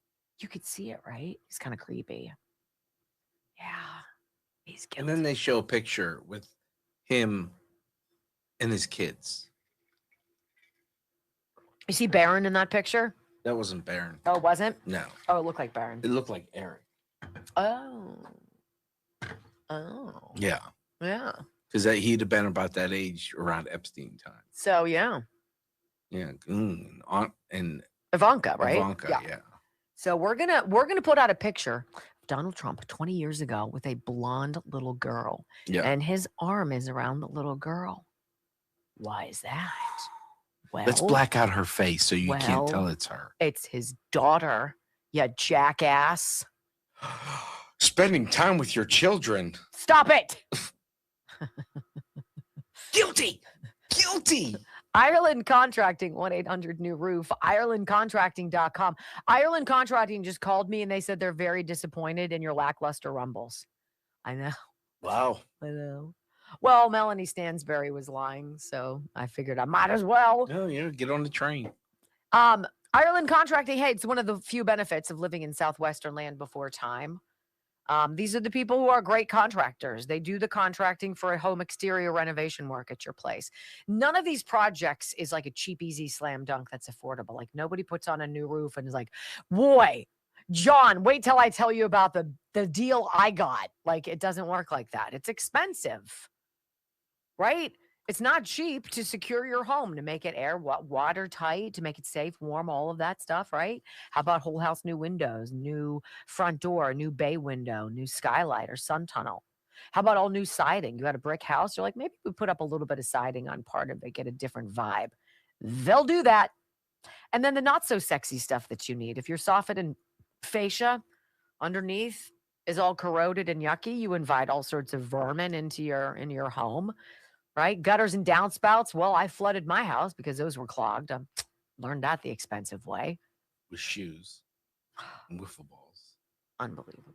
Why is there a crock on the roof? Well, because the little boys had older brothers who thought it was hilarious. Jackasses. IrelandContracting.com. 1-800-NEW-ROOF. IrelandContracting.com. I love them. Over 120 new followers today. See, you're helping us get to the 1 ever elusive 100,000 followers. See, we've done this the organic way. We've earned it. One click at a time, baby. If I stare at you, is that creepy? Not if I do this. Not if you do that. This story is wild. The total passion. Stephen Miller is on tap. We've got him coming up. We've got the national treasure on tap. We got to have him one sometime. I freaking love him. I'm going to make a phone call. He's like a savant who's on the spectrum and is so just fantastic. How unfortunate that he had to move his family because it wasn't safe.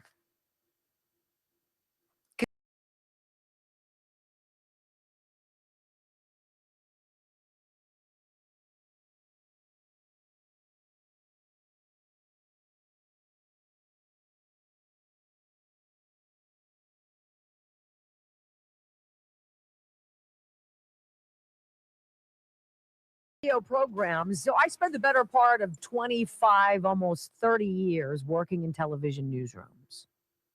And if I could paint a picture for you, they're kind of like pods of activity. And around the walls, like right where the ceiling hits the wall, there are all these TV monitors. Every single newsroom I've ever been in has the same look. They've got every other competing channel on to make sure that we didn't get scooped. We didn't miss the big story. And they sit there and they jockey and make sure you got what they had. Yeah, I got what they had. Meanwhile, if I owned a television station, I'd be like, we're going to cover the news that we find we want to cover. And we're going to cover it regardless of everybody else. And we're going to do a damn good job. And we're not going to spend hundreds of hours covering the Jeffrey Epstein stuff. Well, that's not what happened with the news, quote unquote, the news, the networks, according to newsbusters.org. Networks keep tying Trump to Epstein as coverage soars past 1,000 minutes. Say what? You guys, it's derangement. It's all they have. They need something, one of anything. They have nothing, right?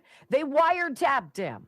They made up a dossier. They eavesdropped on his conversation. They impeached him anyway. They tried to kill him twice, right?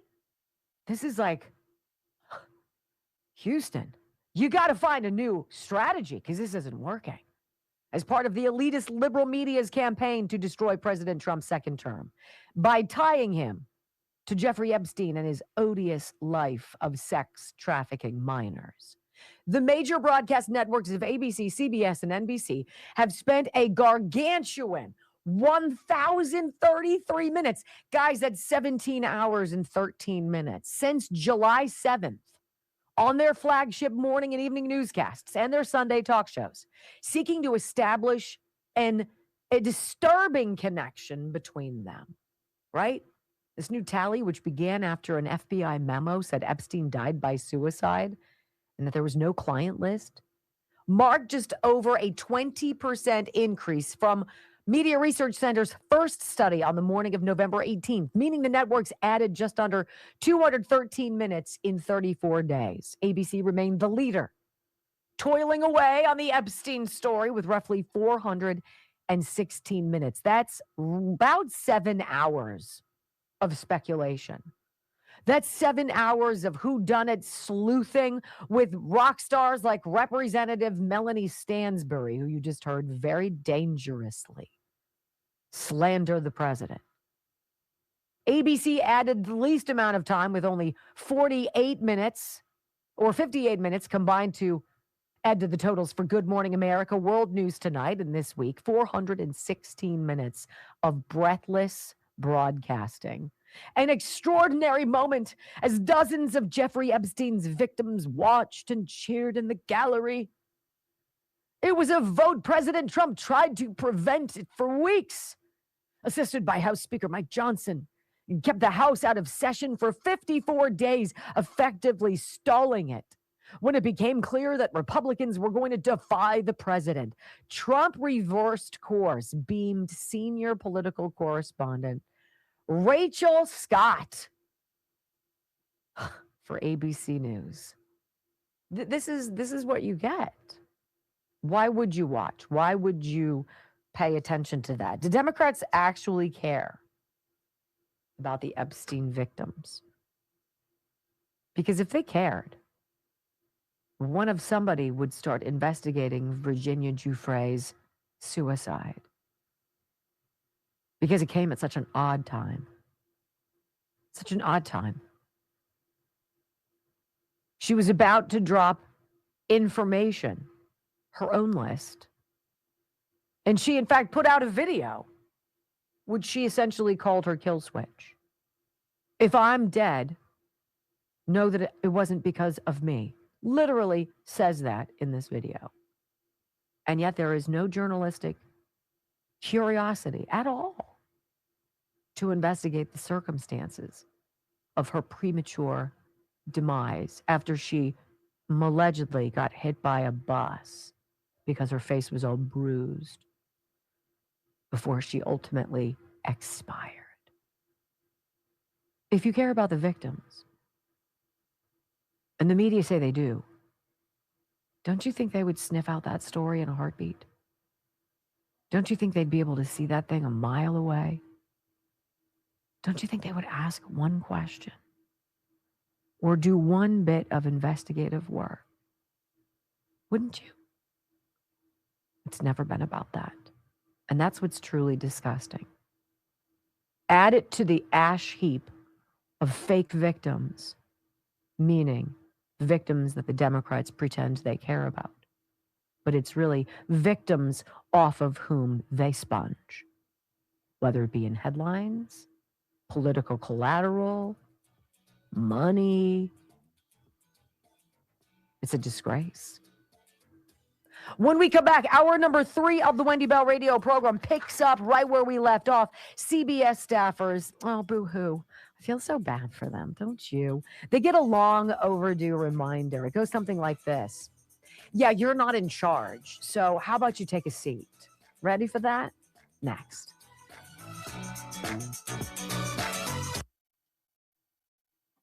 All these crybabies.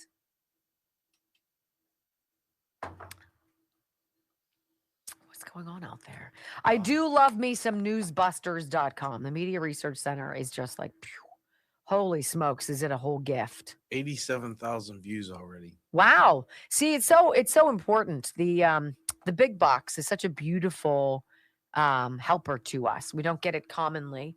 But if you're ever on Rumble commonly, you say they have the big box and they'll have 3 suggested ones. We'll circulate through the little ones for time to time, but very rarely the big box. So we're still a second editor's pick. That is That's a good awesome. thing. No wimps. Wendy, love your show. Well, that was awful nice of you to say that. Thank you so much. Hello, One Freedom Fighter. Hi, Meladeb. Hello, Amy Jean Schooloff. Hello, hello. Who else do we have here? You guys, disinfectwithsniper.com. It's kind of hard to sell something when the claims about it are so almost unbelievable. It's kind of like the Ginsu knife thing, right? It's so ridiculous. Now how much would you pay? But wait, it could cut through this tree branch and still slice through this tomato like butter. Now how much would you pay, right? But Sniper is all that. It is all that. Disinfectwithsniper.com is all that. It is, I mean, the most unsexy, but actually kind of hot thing you could do. Protect yourself and the people you love from germs, bacteria, fungal infections, viruses, lice, bed bugs, fleas and ticks, all that stuff. All at disinfectwithsniper.com. All of those products exist. This is my favorite. This is the one, the ultimate hospital grade disinfectant. You have things in your house that have bacteria that get yucky. Let me just tell you this. Have you ever had athlete's foot?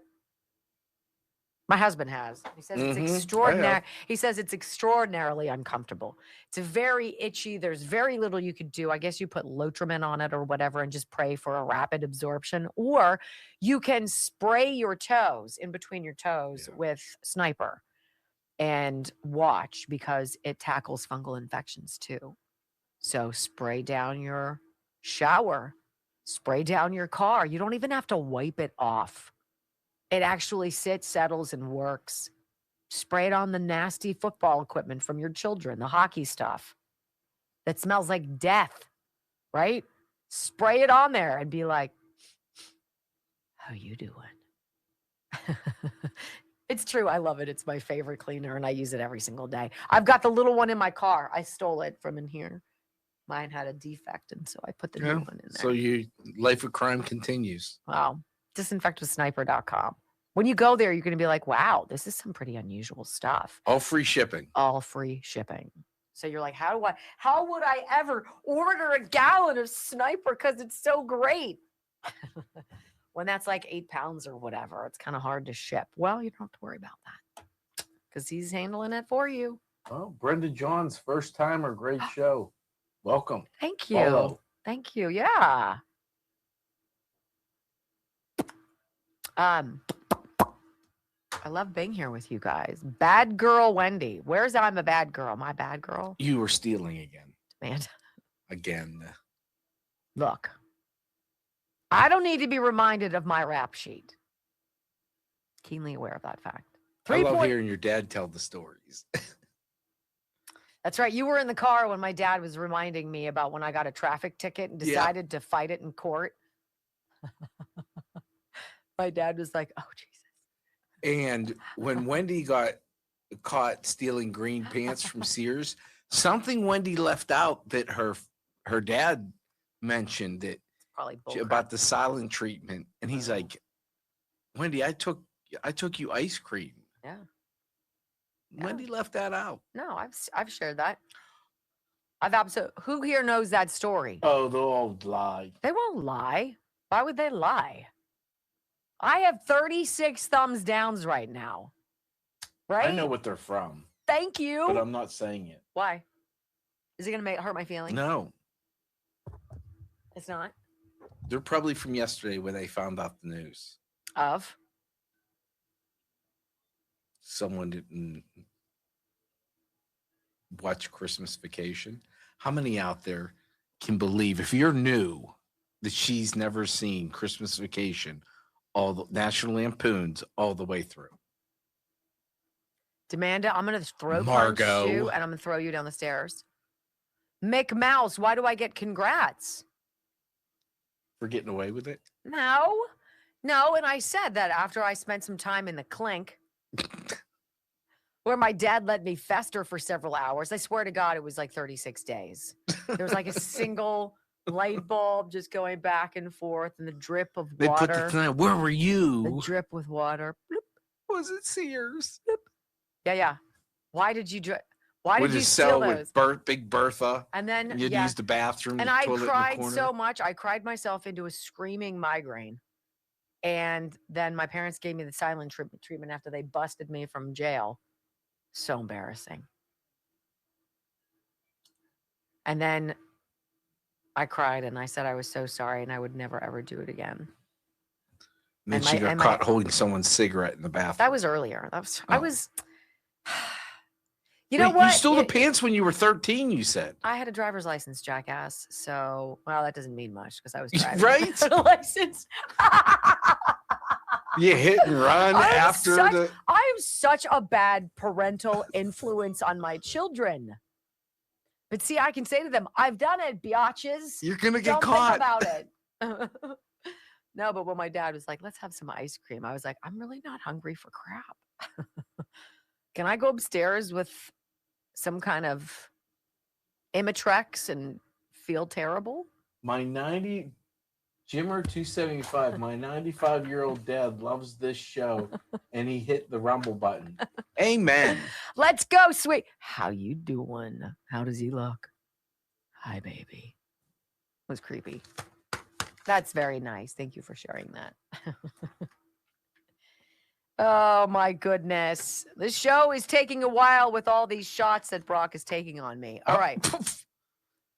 I was That's remiss. mighty white liberal of you to give out fake news and be the victim. 5, 4, 3, 2, 1. Wendy Bell, America's anchor mom, fighting for America 1 hour at a time. Welcome to the family. We're going to win so much. We're going to win at every level. We're going to win economically. We're going to win with the economy. We're going to win with military. We're going to win with health care and for our veterans. We're going to win with every single facet. We're going to win so much, you may even get tired of winning. And you'll say, please, please, it's too much winning. We can't take it anymore. Mr. President, it's too much. And I'll say, no, it isn't. We have to keep winning. We have to win more.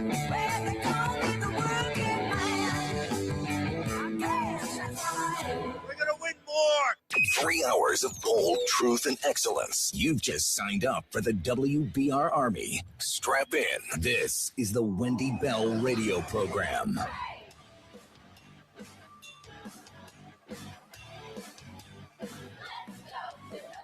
Welcome back. Hour number 3 of the Wendy Bell radio program is live and on the clock. You know, I understand the feeling that this Sharon Alfonsi has at 60 Minutes.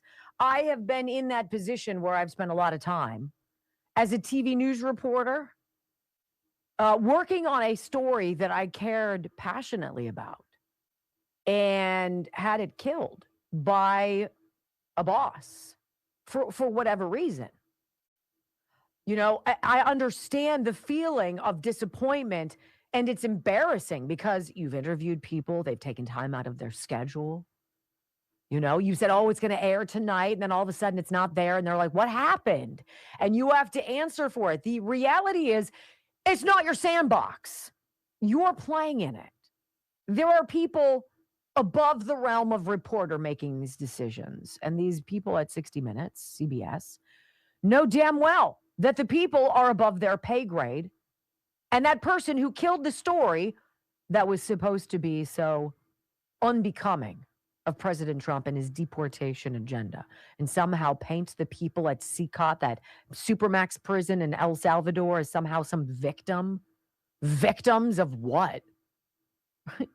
If you don't want to do the time, don't do the crime. Well, so Bari Weiss, new CBS News editor, yanks the story with a couple hours before airtime. She's like, look, it's woefully incomplete. Didn't say that to us, but I'm guaranteeing you that's what she said. And now everybody's all pissed off over at CBS, threatening to walk out. You go ahead. You walk out. You go ahead. You go find a job in television news because the industry is dying. I give it a few years. Dying. And at the fault of the people who run them, these stations. So I want to give you a little bit of this because there's been a tightening of the standards and procedures at CBS. Sharon Alfonsi's hack job of a CCOT feature for 60 Minutes, pulled due to what could be charitably described as deficient reporting, has triggered a firestorm within the elitist media. But that's not all. The report has now triggered an overhaul of standards and procedures at CBS in 60 Minutes. This is what Axios is reporting. CBS News new editor-in-chief Bari Weiss is planning to create a masthead for the broadcaster as part of a broader overhaul of standards and procedures, according to a source familiar with her plans. Why it matters. A masthead is meant to drive a more streamlined hierarchy and set of processes across show and news gathering teams that are intended to prevent disparate editorial procedures and standards. Essentially, the masthead says, I'm the boss and you're not. So sit down and shut your mouth. Any questions? That's pretty much what it says. And that's how it should be. Now, the masthead is meant to drive this approach. And by no means is this just because. CBS News in 60 Minutes in particular was broken long before Weiss took over. Sharon Alfonsi is the poster child of that brokenness, with such previous lowlights as the attempted smear of Governor Ron DeSantis using what? Selectively edited footage? And of course, her cheering of German censorship. This broad's got an interesting background. A broader overhaul of standards and procedures is certainly welcome at CBS, but it should have come well before the CCOT fiasco. So a reporter named Curtis Houck saw and reviewed this report that was pulled, that was leaked online in Canada, right?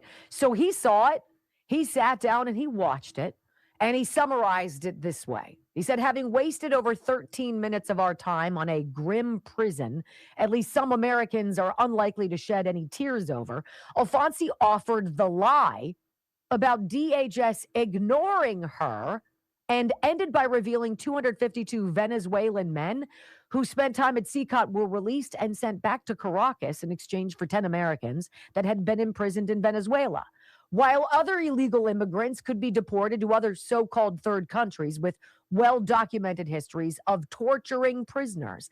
The lie about the administration responding is a problem because, according to a source familiar with the 60 Minutes, the team's correspondence with the administration, right? This is where Bari Weiss had problems. You guys don't have any forward-facing people. You don't have Stephen Miller on the story. Where's Kristi Noem? Where are any of these officials? Where are you getting the other side represented in this journalism? Because without it, that's neither fair nor balanced, right? According to a source familiar with the team's correspondence with the Trump administration, journalists reached out to the press officials at the White House, the State Department, and the DHS, all of which provided comment to CBS News ahead of the piece's anticipated run date. None of the comments, however, which varied in length and substance, were included in the piece, which has been made public from a recording that was distributed via an app owned by Global TV, which airs 60 Minutes in Canada. So wait a minute. So you asked for a response from the Trump administration. They gave it to you from DHS. They gave it to you from the White House press secretary. They gave it to you. You chose not to use it. Bari Weiss noticed that. She pulled the plug. So Sharon and your merry band of propagandist whack jobs over at CBS, cry me a river, clutch some other pearls. We don't care. You are propagandizing the American people and, by extension, the world. You are creating an illusion of brutality that doesn't exist. You know what's brutal? When an MS-13 human trafficking gangbanger kidnaps your daughter, rapes her, throws her against a wall, crushing her skull, and dumps her into a pile of rocks at the bottom of a bridge. That, curiously, didn't make it into Sharon Alfonsi's reporting. So weird. Stephen Miller, national treasure, who has a say in these matters because he's in on the administration's decisions, scratches his head. He's like, Bari Weiss pausing this story and causing a revolt. Listen to this. This is another pathetic 60 Minutes hatchet job. They're trying to tell sob stories about trained Iraq with gang members, and you have these 60-minute producers who are living in comfort and security in their West End condos trying to make us feel sympathetic for these monsters? Have you seen the tattoos, the face tattoos, the body tattoos on these killers? Would one 60 Minutes producer or writer agree to spend 30 minutes? I'll make a deal. We will pick someone at random that we sent to CCOT, just a random lottery drawing, and they will spend one day overnight in your apartment. Who was taking that deal at 60 Minutes? Nobody. Because they know that these are monsters who got exactly what they deserved. And every one of those producers at 60 Minutes engaged in this revolt, fire them. Clean house, fire them. That's what I say, Charlie. And I just don't even know how you could refute that. 100% correct. And you had Michelle Wu, the mayor of Boston. You had Maura Healey, the governor of Massachusetts, encouraging people of that state. You know, if you have an extra bedroom, it would be super duper if you would open it up to an illegal alien, right? Who wouldn't want to do that? What could go wrong? I mean, if you didn't, that would probably make you racist, right? Beyond your wildest imagination. Speaking of that, the cackling babes over at The View. A tally of The View guests in 2025 include 128 liberals. It's not bad. It's not at all biased. Guess how many conservatives, Brock, did you see? Do you know how many? Let's see if he can play this game. He usually absolutely poos in my mouth and nails it. How many conservatives do you think were on The View this year? Maybe 5. Two.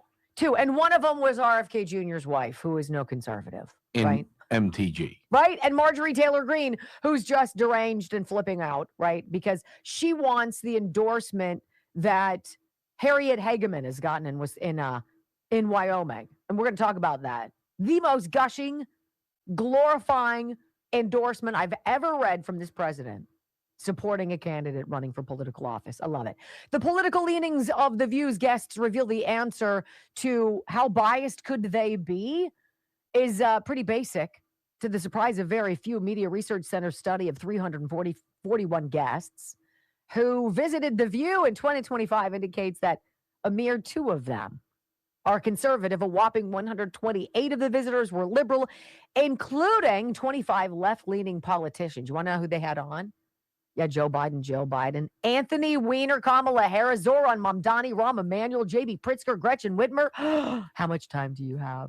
But by all means, the networks, they're totally fair. When we come back, let's talk about at least late night shows are a little bit more fair. Yeah, just kidding. Yeah, no wonder those are toxic waste dumps. Next on the Wendy Bell Radio Network. Let us talk about More Gains Fitness. More Gains Fit. Let me give you a testimonial. You ready? Let's see this. How about so proud of this hardworking, sweet, and lovely young lady. She lost 16 pounds of fat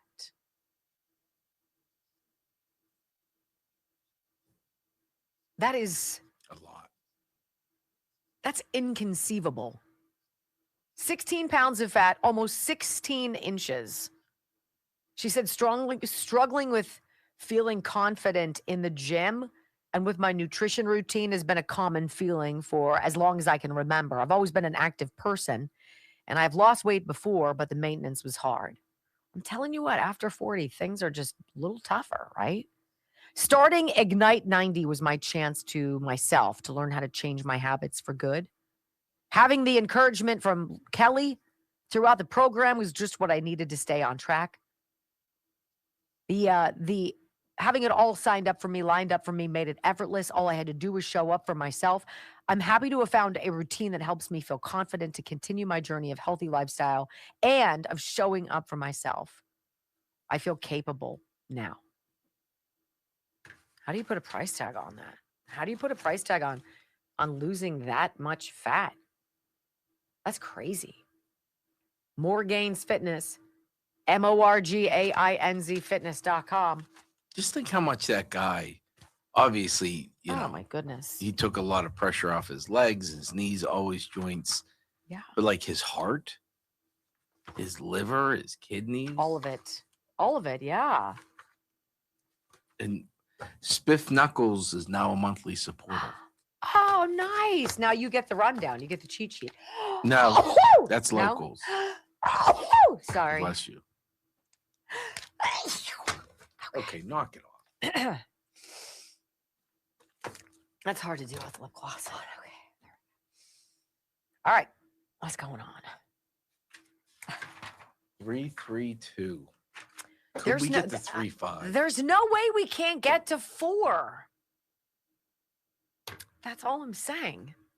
I believe in you. I'm here for you. 39 thumbs downs. How you doing? Yeah. I'm telling you, that's a badge of honor. One day we'll get to 100. You think? I hope so. What? We keeping you up? No, I don't think I've recovered from going to that basketball game on Sunday night. At least my eyes are nice and glassy. Okay. Does Schmobby have Instagram? I don't know. Why? If he does, he needs to go look at cooking prime rib. Mhm. People have some great suggestions on there. Really? Yeah, that's all I use Instagram for.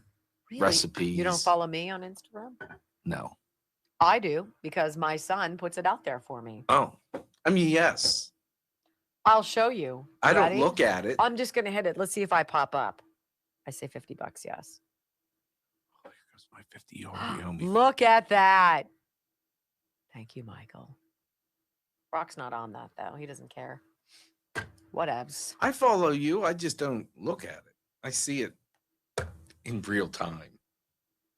That's good enough. Wow. Let's see what we're doing here. The evening shows, too. It's all garbage. All garbage. They don't even try. They don't even care.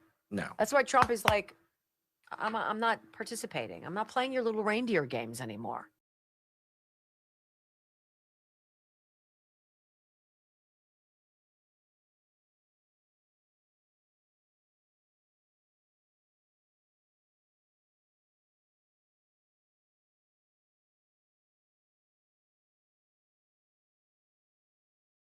Question here on the Wendy Bell Radio program.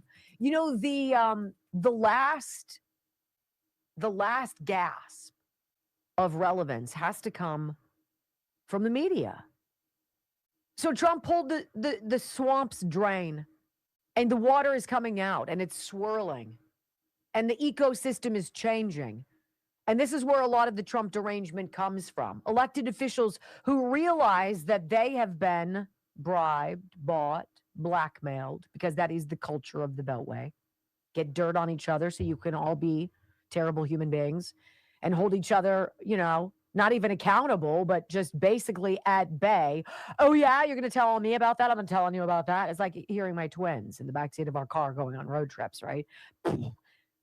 Yeah, but here's the thing. If you cannot propagandize people, You cannot widely convey a message that you hope to stick. And people have already proven they're not watching anymore. The collapse of nightly news ratings it's absolutely astonishing.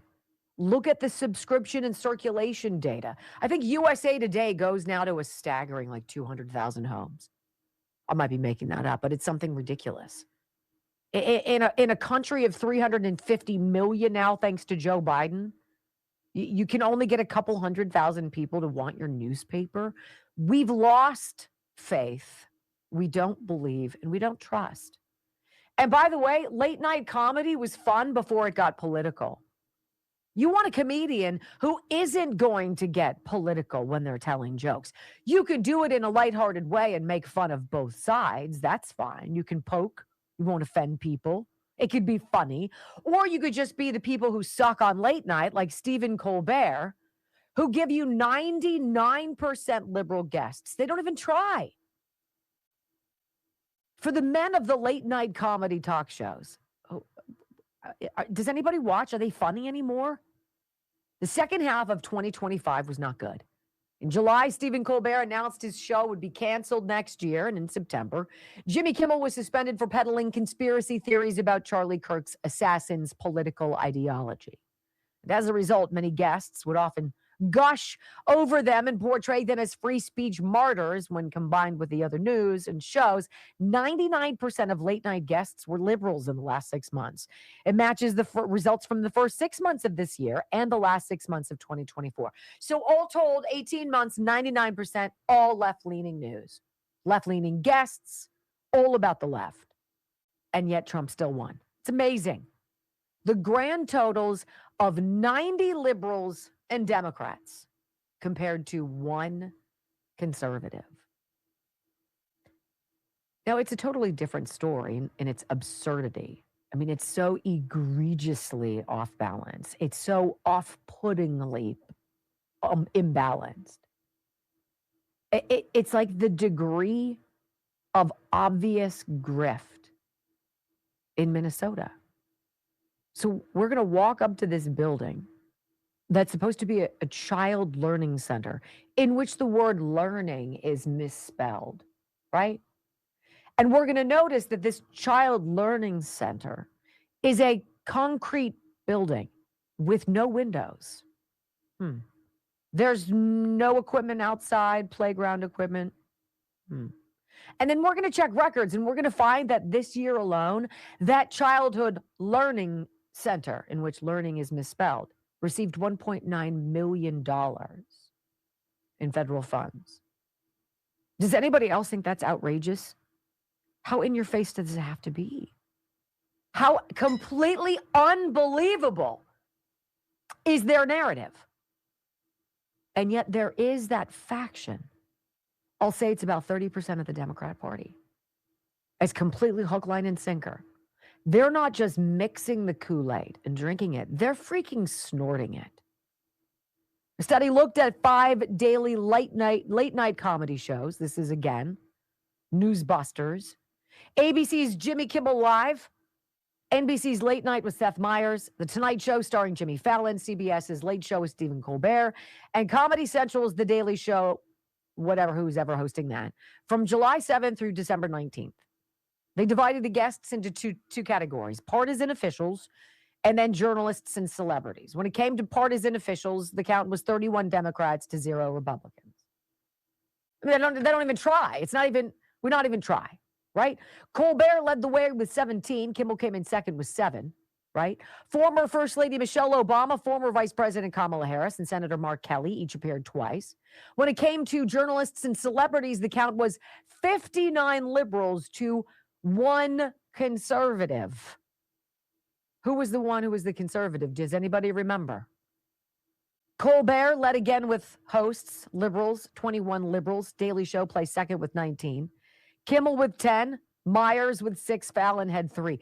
Fox News' Greg Gutfeld's August 7th appearance on The Tonight Show was the lone conservative appearance. CNN personalities led all media outlets with 5 appearances. ABC was next with 4. with a New Yorker, Comedy Central, and MSNBC had 3. I mean, first of all, when your news people are your celebrities, you have neither. Okay? Let's just make that clear. So thanks for nothing, late night men of suck. There's a reason why I haven't watched in years. When we come back, Trump kills a ridiculous offshore wind farm project that just feels really grifty, doesn't it? I mean, not to mention all the dead sea mammals, but who the hell cares about them? Next. I'm gonna go to the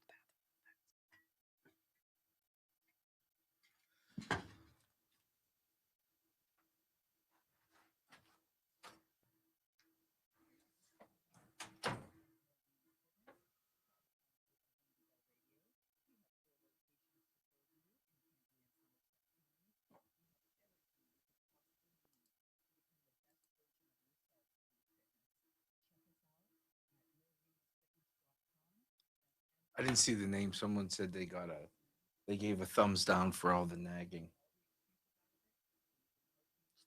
Still a reaction.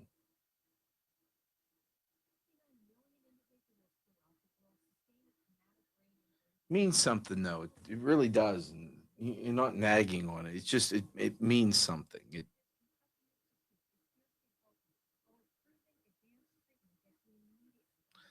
I don't know about your guys's X feeds.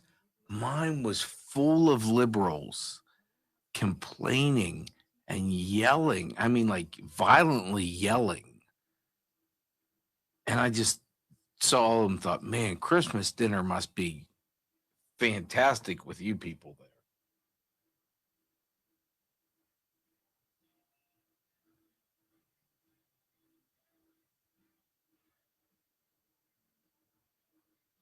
I will say, if you haven't gotten Wendy a Christmas gift yet, a Rumble would be good.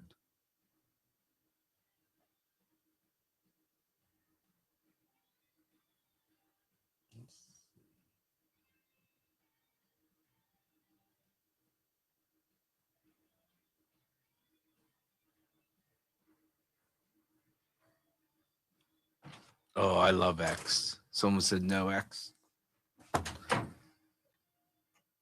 X/Twitter has become the best in this business, the best show prep Oh, golly, it's fantastic. ever. It's fantastic. Ever. So, and this is interesting because if you've never been on it, you think of it as a kind of a cesspool of garbage. And there is garbage. Oh, sure. Sure, like any platform.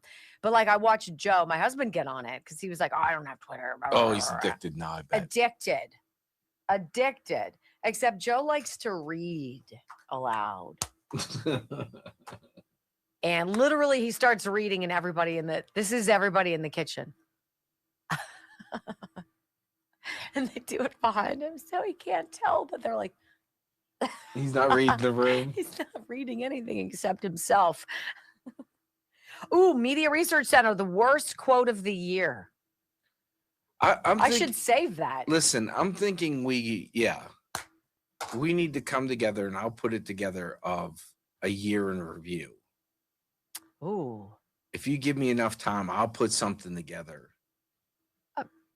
How would you even do that? Like, what would you do? Just find a bunch of clips. Find a bunch of clips. Of Of Trump, just people of being- liberals, of the outrage. Should we see what the Media Research Center Award for worst quote of the year is, or should I save that for Friday? Let's save it for Friday. Okay. Friday's going to be rough. Yeah, Friday's not going to be a lot. You guys want to see some really talented tap dancing? Yeah. Let's see. My husband does that too. It drives me nuts. A Fosco. Yeah. Well, you know what? And then, so here's the thing. One of the things I dislike in people is when somebody is talking to you, focus on them, right? Listen to them. My family starts talking to other people and like literally will walk away from you. people in my family will do that. And I'm like, you realize that is so rude. Like they're talking to you. Are you not paying attention? The answer is no. And so it's embarrassing for the person who gets just basically stonewalled. And so I usually jump in and I'm like, I hear what you're saying. Please finish. I'm interested in your thought. And I am. But like, it's so rude. It's so rude. And they interrupt each other and they talk over each other. And it's funny because when Joe is reading, he gets very upset when people interrupt him. And I'm like, yeah, got it. I'm always about Roger. So yours is that. Mine is when you're telling a story, when someone in your family is telling a story, I don't need all the intricate details of people who I don't know. Yes. Well, it was the third. It might have been in the afternoon of the fourth. Yeah. Because, I was going to Costco and then there was that accident on the bridge. Right. Like I don't need all that. Be like, I was going to Costco. Blah, blah, blah, blah. Right. Okay, I'll use my imagination. I can drop it real quick. Yeah, and fill in. Yeah. Yeah. But it'll just people will just wander away from each other, start having other conversations. And I'm like, you guys realize it's so rude. It is so rude and so frowned upon in the real world. Stop. And their father is the biggest offender. I am so glad I'm perfect. I mean, it would really be difficult. It would be tough. If this was a different story, I mean, it would just, I don't know what we would do. It's preposterous. My sky hook failed. Fails every day. No,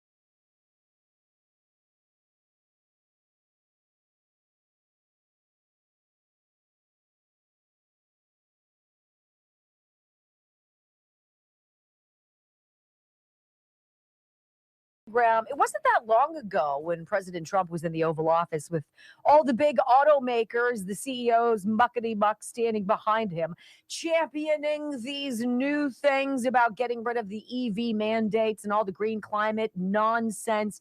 And here are the big automakers, yay, behind him. And I didn't have the kumbaya feeling that I think a lot of other people had. Oh, I wanted to say to some of those executives, you knew damn well the electric vehicle frenzy and push was garbage. You knew damn well it was unsustainable. You knew it wasn't going to sell. And you jumped in, hook, line, and sinker. Hey, can we talk about Jeep? Is that Chrysler? Who's that? Is that Chrysler who makes Jeep? Right? Can you tell me how it's possible that the people who make Jeeps were like, look, here's what we're going to do. Because it makes perfect sense. Right? Especially when you're off-roading in your Jeep Wrangler, right? We're going to make them all electric. Hey, Phil? Yeah? What if their battery runs out in the woods? Well, we're not going to think about that. It made no freaking sense. It was stupid from the beginning. And because none of those big three automakers or five or whoever they are, automakers, had one freaking spine during Joe Biden's administration and told who? What? Pete Buttigieg, the Department of Transportation secretary, or who else? Any of these other morons? You know what? That doesn't really work. We don't have energy. We don't have infrastructure for all electric vehicles. Lo and behold, what do we get? Crank out the electric vehicles that nobody wants. Now, what do you have on the lots? Oh, a bunch of electric vehicles nobody wants. Prices are coming down. Automakers lost their freaking shirts. And meanwhile, you and I are sitting back going, that was just a really dumb idea. Was there nobody in the room who was sober when that was made? here's what we're going to do. We're going to cut out all gasoline-powered things because that makes sense. And we're going to put all of our eggs in the basket of, magnets and batteries. I mean, we'll have to rape the rare earth minerals out of the earth, and maybe we'll hire some slaves to do it for us, but whatever. Sounds like a great idea. Said nobody. Yay, we're rolling back these EV things. Now, see, that's on you guys, automakers. Why didn't anybody have the stones to stand up and be like, this is just dumb. This is woke nonsense. It's bandwagoneering, and I'm not in it. I know what our customers want, and you know what they want? They want a choice. If given the opportunity to buy a hybrid, something that didn't involve you needing to plug into the wall, and it cost moderately a little bit more for that model to be a hybrid versus being a full gasoline-powered vehicle. Wouldn't you? Wouldn't you be interested in getting vastly increased gas mileage, going so much farther on a tank of gas with a hybrid? Yes. Would you like to have that choice on the lot? Yes. Do you want to be forced into buying an all-electric vehicle? No. Why on earth did anybody think that was going to be appropriate? It was dumb. Kind of like wind farms in the ocean. I'm no, National Atmospheric and Oceanic Administration person or whatever the hell that is, right? But I can say putting giant pylons into the Earth's surface below the sea. That was annoying just for you to hear for 2 seconds. Imagine being a whale. Imagine being a dolphin. And then all of a sudden, all these mammals started washing up dead in New York and New Jersey. Whatever could it be? What's going on? It has to be global warming. The ocean is too hot. Quick, let's do something fast and stupid that costs a lot of money, that probably has a lot of avenues for grift. Hurry, it's for the greater good. It's almost like you're aware of that. So when the Trump administration halted the offshore wind farm nonsense, citing national security, a lot of Greta Thunbergs out there got twisted. How could you? You're so uncaring. Look, lady, knock it off, right? Putting in windmills at sea is as reasonable as putting in a bunch of solar panels in the desert. Oh, what happens in the desert every now and again? Hailstorms? Oh, wait, we can't recycle that? Oh, well. I mean, can we just have rational common sense back? Like, if there's some solar power that can be used in some capacity, let's do that. But we should probably have a conversation about the big monstrosities here in southern Pennsylvania that I see. It's in Southern California, too, on the way to Palm Springs. Big, giant, eyesore windmills. And half the time, they're not even moving. There's not a whisper of a breeze. And so you're like, so you have all these steel components, none of which is recyclable, killing a bunch of birds, creating electricity that does what for anybody? Is there a precipitous drop-off in your electric bill? Are we doing something to harness Mother Earth that is demonstrably scientifically proven? No, it's all a grift. So President Trump's Department of the Interior, this is Doug Burgum, great, I think he's been great, announced Monday it was pausing leases for 5 large-scale offshore wind products on the East Coast. Now, before I even get into this, let's just say this. Due to national security concerns identified by the Department of War, the Interior is pausing leases for 5 expensive, unreliable, heavily subsidized, bing, bing, bing, offshore wind farms. Burgum posted on X. One natural gas pipeline supplies as much energy as these 5 projects combined, right? President Trump is bringing common sense back to energy policy and putting security first. So the national security risks identified by the Department of War, right? According to reporting by Fox, the department highlighted unclassified reports from the U.S. government in the past that have long found that massive turbine blades, turbine, is that how you pronounce it? Yeah, turbine blades in large-scale offshore wind projects can create radar interference called clutter that can obscure legitimate moving targets and generate false targets. In fact, in 2024, a Department of Energy report found that while the radar threshold for false alarm detection can be increased to reduce some of that clutter, the radar can miss actual targets when that threshold is increased. Okay, that's enough said. That's enough reason to pull the plug. Well, Senator Mark Warner is super mad. He's from Virginia, and one of these projects is off the coast of Virginia.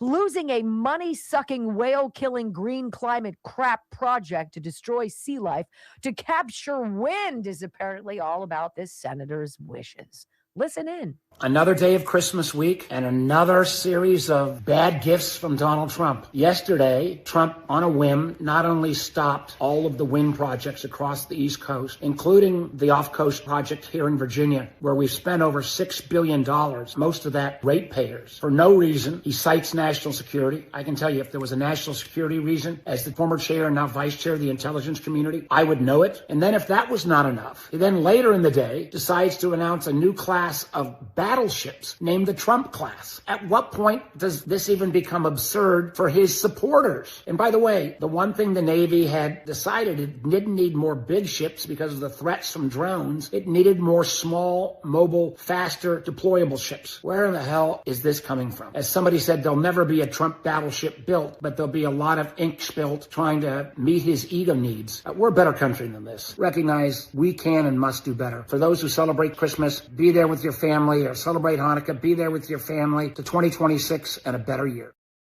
Yeah, because you're going to be consumed with your derangement over him triggering you endlessly. He puts his name on everything. You guys tried to take him out. You tried to destroy his family. You tried to destroy his marriage. You tried to destroy his brand. You tried to kill him. Let's fact check the fine senator from Virginia, who's a little triggered by Trump and his ego. The pause on offshore wind projects, Senator, isn't about holiday gifts. It's about national security. The Department of Defense identified radar interference risks from massive blades and the reflective towers that could blind critical defense systems. This isn't theoretical. Classified reports show vulnerabilities exploited by adversaries. Is that how the Chinese spy balloon managed to drift across the continental United States? Oh, I'm sure it's just joyriders. They just got a little astray. They were flying over Napa, touring the vineyards, and I guess the wind took them away. Really? Meanwhile, the Biden-era wind push ignored these threats while funneling billions of dollars into unreliable energy. The National Security Strategy 2025 prioritizes defense readiness over subsidized green projects that weaken grid resilience. Enough said. It's like telling the people at 60 Minutes, you don't matter, you're a staffer, you are replaceable. So if you want to bitch about our policies, go do so, but do so somewhere other than our offices, because you're fired. As far as naval investments go, modernizing the fleet, it's not about Trump vanity. He might slap his name on it because he thinks it's funny that you freak out. It's deterrence. China's Navy grows by 20 ships a year. We make like 3. Letting our capabilities decay isn't an option, Senator. Strategic spending secures American interests, unlike the previous administration's energy fantasies that left us dependent and vulnerable, cleaning up the carcass of mammals at sea. Any questions? Right? When we come back on the Wendy Bell radio program, the ultimate endorsement. Trump just penned it in Wyoming. I can't wait to read it for you next on the Wendy Bell Radio Network. I had wanted to tell you guys about the wind thing yesterday, but I got a little blabby and blasted by it. Actually, we had Hunter Biden. Oh, Hunter. Oh. Oh, Hunter. The way he talks like this is so annoying, too. I'm like, I want to slap him. Be like, you know what? I could throat punch you and throw you down the stairs without anybody really knowing about it. That's a little dark for Christmas. I'm sorry. All right, let's talk. I want to hear from you guys. Tell me something. How do you want to leave me before? Let's see, we got 3.5. I love you guys. I'm going to refresh the chat on my end. Tell me something. It's very vague and open-ended, but tell me something. Oh, Wendy.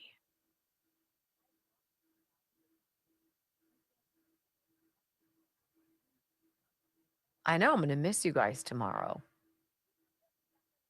Hunter is setting up his run for president.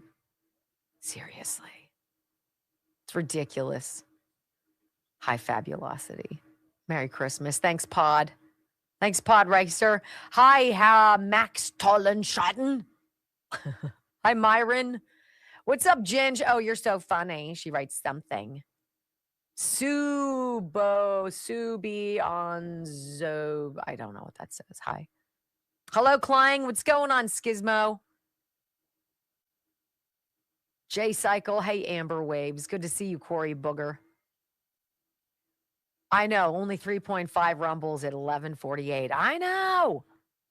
Now, Lace, that's not very friendly. I love you back, Angel Joy. Thank you, Syndra. Hello. You are wonderfully full of knowledge. Well, that's good.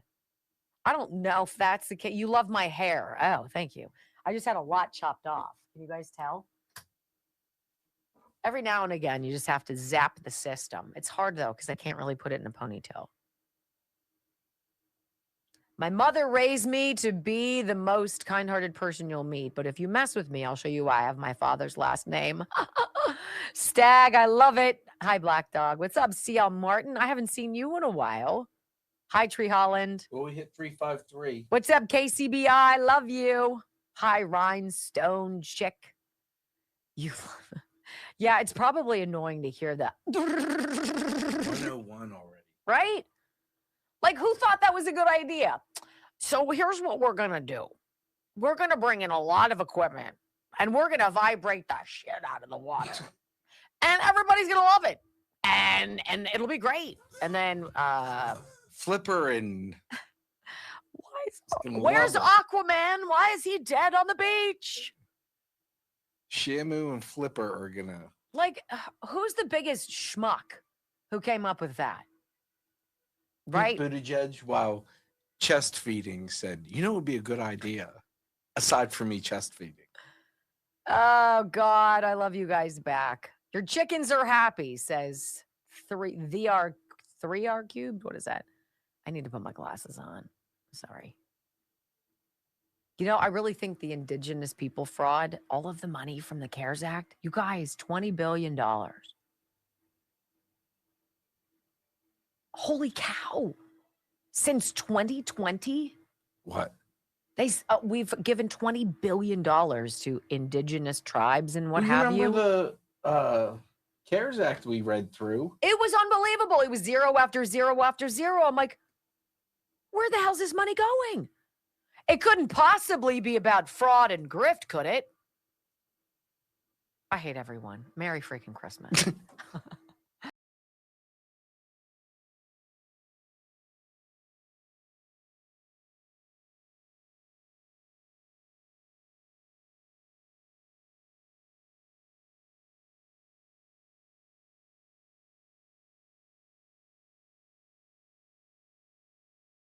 In our final segment before we welcome the beauty of Christmas, and I hope you guys all have such a wonderful holiday. You know, I know that holidays are hard for a lot of people. They can make you feel very alone. They can make you feel misunderstood. They can make you feel lonely. Look, I believe we're on the uptick. Like, I can't fix whatever is going on in your world because I have it too. But I'm fundamentally optimistic. I wasn't for 4 years. Fundamentally optimistic. I believe good things are coming. Hang on, because they will happen. It will get better. So Harriet Hageman says, you know what, Cynthia Lummis, whatever the heck your name is, thank you for your service. You're a Republican. You say you don't want to do it anymore. It's a little too much being in the Senate, so you're bowing out next year. Harriet Hageman says, you know what, I'm ready for that. I said to Brock this morning, I said, this woman, this endorsement is about the most glowing endorsement ever. What did you say, Brock? Do you remember what you said about her? I would vote for her for president in a heartbeat. Right now. Honest to God, if something happened and we had to be like, all right, team, let's get together. Trump can't do it anymore. He's somewhere else. Let's pick a replacement. Who's it going to be? I'd be like, I got it right now, Harriet Hageman. Yes, I'm in. There's nothing that she has said, no measure that she has sponsored that hasn't resonated with the common sense conservative values that I have, that I believe you have. And I believe that she deserves this beautiful telling of her endorsement. So Representative Harriet Hageman from Wyoming has announced her campaign for the United States Senate in 2026, emphasizing her commitment to Wyoming's communities, energy production, and immigration enforcement. Already right there. Hageman released her campaign announcement video on the social media platform X. Our faith, our family, our community, our country. Right? How does this neatly tie into my opening monologue? It's not about fringe ideas. It's not about super interest groups. It's about all for one for all. That's what we care about. That is what we fight for. In the video, she recounts that her mother was born on a farm in Wyoming 102 years ago and reflects on how much has changed in that time, from cars and clothing to technology. She states that our standard of living has exploded this past century, and the primary reason why, the commercial production of affordable and reliable energy, creating Wyoming as a leader in the advancements and pledging to continue defending that way of life. Hageman also highlighted her success in securing $15 million in federal infrastructure funds for Wyoming projects, her opposition to federal land management policies, and her work with President Trump to secure border funding and deliver tax relief. She also committed to further immigration enforcement, saying, we work together to secure the border and fund efforts to remove and deport those in the country illegally. Enough said. So this is what Trump said in his endorsement on Truth. Highly respected Congresswoman Harriet Hageman is running for I sure hope I'm saying it right. I believe I am. Is running for the United States Senate in the great state of Wyoming, a place I love and won big in 2016, 2020, and 2024. I know Harriet well. She is a total winner. All caps. Harriet has always delivered for Wyoming and will continue to do so in the United States Senate. She will fight tirelessly to grow our economy, cut taxes and regulations, promote made in the USA, advance American energy dominance, champion our amazing farmers and ranchers, keep our borders secure, stop migrant crime, support our incredible military and veterans, and defend our always under siege Second Amendment. Harriet Hageman has my complete and total endorsement to be your next senator. She will never let you down.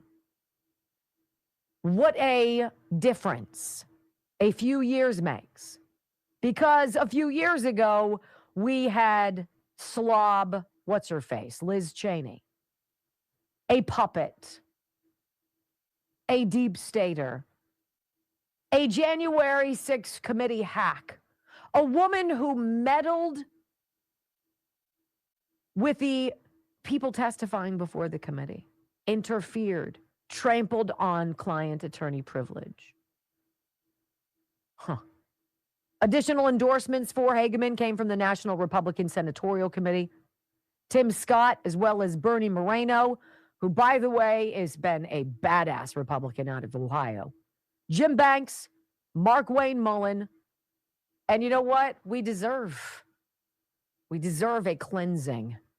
We deserve a changing of the guard, a a revamping of the focus. And I think we're going to see a lot of people bail in the next several months, a lot of people pulling out, withdrawing.